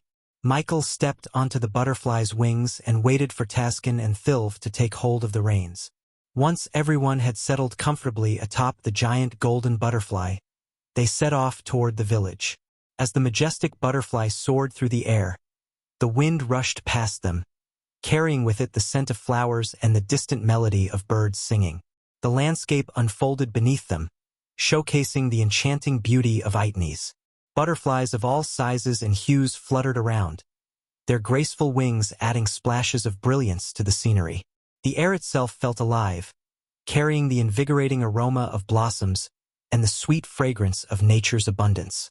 As the golden butterfly gradually descended, it skillfully navigated through the dense canopy of the forest. Gaia marveled at the sight that unfolded before her. The Wood Elves' village was a marvel of engineering and natural beauty, built high above the ground, nestled among the majestic trees. Intricate stairs, woven with ropes and sturdy wood, gracefully interconnected the village houses and each towering tree. The architecture seamlessly blended with nature, utilizing the branches as support beams and allowing the trees to continue their growth undisturbed. The elevated walkways provided a sense of enchantment as they wound their way through the lush foliage, creating an intricate web of interconnected pathways. At the heart of the village, a spacious clearing awaited them. Gaia's eyes widened as she took in the sight of a magnificent statue depicting Michael and Vidora sitting atop his shoulder, meticulously carved from wood. The craftsmanship was impeccable, capturing the essence of their strength and unity. The statue stood tall and proud, serving as a symbol of hope and reverence for the Wood Elves. Just before the statue, a grand throne had been placed, meticulously crafted from the finest wood, its intricate designs paying homage to nature's beauty. The throne awaited Michael's return, a seat of honor for the one who had brought them salvation and protection. As the golden butterfly gracefully landed in the clearing, Gaia's gaze shifted toward the awaiting Wood Elves. They stood there, dressed in vibrant garments that mirrored the colors of the surrounding forest, holding baskets filled with an array of freshly picked flowers. Their eyes gleamed with anticipation and gratitude, for they had been eagerly awaiting Michael's return. With smiles on their faces, the Wood Elves approached, gently placing the flowers from their baskets at Michael's feet. The air was filled with a delicate fragrance, as if nature itself had released its essence in celebration of their arrival. Gaia was moved by the genuine warmth and joy emanating from the Wood Elves. It was evident that Michael's presence held great significance for them, as he represented their protector, their leader, and their hope for a brighter future. As Michael stood among the Wood Elves, his gaze fell upon Taskin and Thilv, who were bringing Eladir towards him. Eladir, still wearing his once golden robes that were now muddied and torn from his escape, looked worn and weary. He had journeyed through the portal, passing through the forge in Demon's Grave and utilizing a special teleportation scroll that Michael had provided. The three of them, Michael, Eladir, and Gaia, wore solemn expressions, their minds still reeling from the events that had transpired during their wedding. It was unfathomable to them that a god had appeared and attacked Michael, manipulating his hands to strike down 3 seal-bearers. As Michael surveyed the village, his eyes scanning for someone in particular, he finally spoke up, addressing Taskin. "Taskin, where is Karat?" Michael inquired, searching for the village elder he had encountered before. Taskin and the others exchanged glances, a flicker of sadness briefly crossing their eyes. "He has passed away, my lord," Thilv replied with a somber tone. Michael sighed inwardly, acknowledging the loss of the old man, and silently wished for him to find peace. "Now, Taskin, Thilv, if you could leave us for a moment," Michael requested, his voice carrying a tone of seriousness. Understanding the gravity of the situation, Taskin and Thilv bowed and discreetly gestured for the villagers to give them some privacy. As the villagers departed, Gaia sank down onto the throne, feeling the weight of recent events. She took a deep breath, preparing herself for what was to come. "What's the plan?" Gaia asked, her voice filled with determination. In response, Michael accessed his system storage and retrieved 2 golden parchments. "If we are to return to our world as soon as possible and face these gods head-on, we need everyone ready and prepared," Michael explained. However, Eladir's brow furrowed upon hearing the mention of gods. Although he had come across brief references to the realm of gods in ancient texts, his knowledge on the matter was limited. Observing Eladir's perplexed expression, Michael proceeded to share all the information Nithroel had disclosed, including the startling revelation that the renowned Empress of Ar was, in fact, a fallen god. After comprehending the information shared by Michael, Eladir found himself stunned. The revelation that Michael was entangled in a war between the Pantheon and Dagon, a fallen god turned ruler of hell, was a shock in itself. Curiosity gnawed at Eladir as he voiced his question, seeking understanding. "Why do these fallen gods wish to fight you? Are they also under the influence of the Sky Hall?" he inquired. Gaia echoed Eladir's sentiment, expressing her own confusion. "I'm wondering the same thing," she chimed in. Michael pondered their inquiries, his mind analyzing the situation. "If I'm correct, these fallen gods were living among us as mortals. So if we have angered them in some way, they may seek retribution now that they have regained their graces somehow," he explained. "That 4-handed monstrosity must have something to do with all of this," she growled, her thoughts consumed by the fallen god's presence. Gaia's frustration flared as she mentioned the 4-handed monstrosity known as Dagon. Michael concurred, his gaze focused on the bigger picture. "We still lack a clear understanding of these fallen gods and how to confront them. However, until I ascend to higher levels of godhood, our options will remain limited," he stated. Gaia rose from the throne, joining Michael's side. Her concern for his safety was evident as she spoke. "But you can't face the gods alone, and we, as mortals, won't stand a fucking chance against them, even if we reach the celestial stage," she said, emphasizing the need for assistance in the upcoming battles. Eladir, observing the interaction, knew that Michael always had plans in motion. Despite the unexpected appearance of a god, which caught everyone off guard, Michael had contingency plans in place. These plans facilitated the escape of his subordinates from the island and even included strategies to confront death itself. "That's why I insist on rallying all our forces," Michael declared, lifting one of the parchments to display a map labeled with the name Itnes. On one part, "This parchment contains valuable insights that will aid me in advancing to higher stages of godhood," he continued. Then, he raised the second parchment, which exclusively depicted a map of the outside world. "And this one," Michael added, "holds the knowledge of energy deposits that can expedite your path to the celestial stage, along with the others." Gaia and Eladir remained unaware of the information Michael had received from the system. It provided him with instructions on how to empower his subordinates to combat the gods. Although his subordinates still had a long way to go before challenging formidable deities like the god of war, the system could enhance their abilities enough to contend with weaker gods. However, the system cautioned Michael that his subordinates were not to face the gods and should avoid direct confrontations with gods at all costs. Yet, it also assured him that once they stepped into the realm of gods, the potential for growth and strengthening through various items and tasks would be boundless.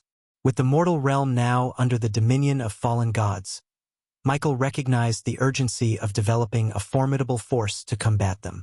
To achieve this, he and his subordinates needed to venture into the realm of gods, and more importantly, he needed to pave the way. Gaia took the map from Michael's hand and carefully studied its contents before redirecting her attention to him. But what about the fallen gods? Nithroel warned us against returning to our world until we grow stronger. Gaia voiced her concerns. You won't be able to grow stronger while being stuck in this world, Michael replied. Curiosity tinged Gaia's question as she sought clarification. So, what are you suggesting we do? She inquired. Michael took a moment to gather his thoughts before responding. You need to return to our world, maintain a low profile, and search for these energy deposits. Utilize them to enhance your own strength while evading any encounters with the fallen gods. Soon, I will acquire a means to conceal your presence from them temporarily, he explained. The system had hinted that it would reactivate once Michael located another seed of darkness.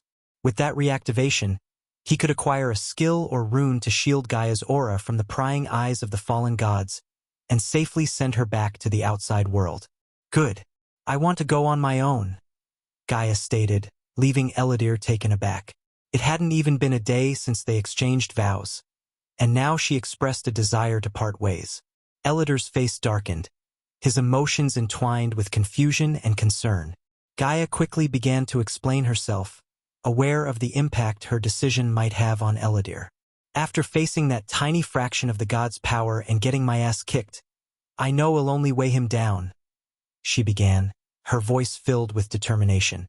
The places he's about to venture into will undoubtedly be filled with threats that I, unfortunately, can't handle. Sticking by his side would not only make me useless, but it could also make me a liability, even a potential hostage against him. However, if I return to the outside world, I can make a tangible difference and provide real assistance. As much as I hate leaving his side, it's our best option at this moment. Time is precious, and every minute we waste is a minute our enemies have to grow stronger. Gaia concluded, her conviction shining through her words. Michael let out a sigh of relief, grateful that Gaia understood the situation so well. He knew that sending her off alone carried its own risks, but he also recognized the greater peril involved in obtaining the seeds of darkness. Moreover, once he stepped into the realm of gods, he would become the primary focus of the pantheon, unlike the current situation where their attention was primarily fixed on Dagon. In due time, if Gaia hadn't attained sufficient strength to battle the gods, she could be used against him, placing her life in even greater danger.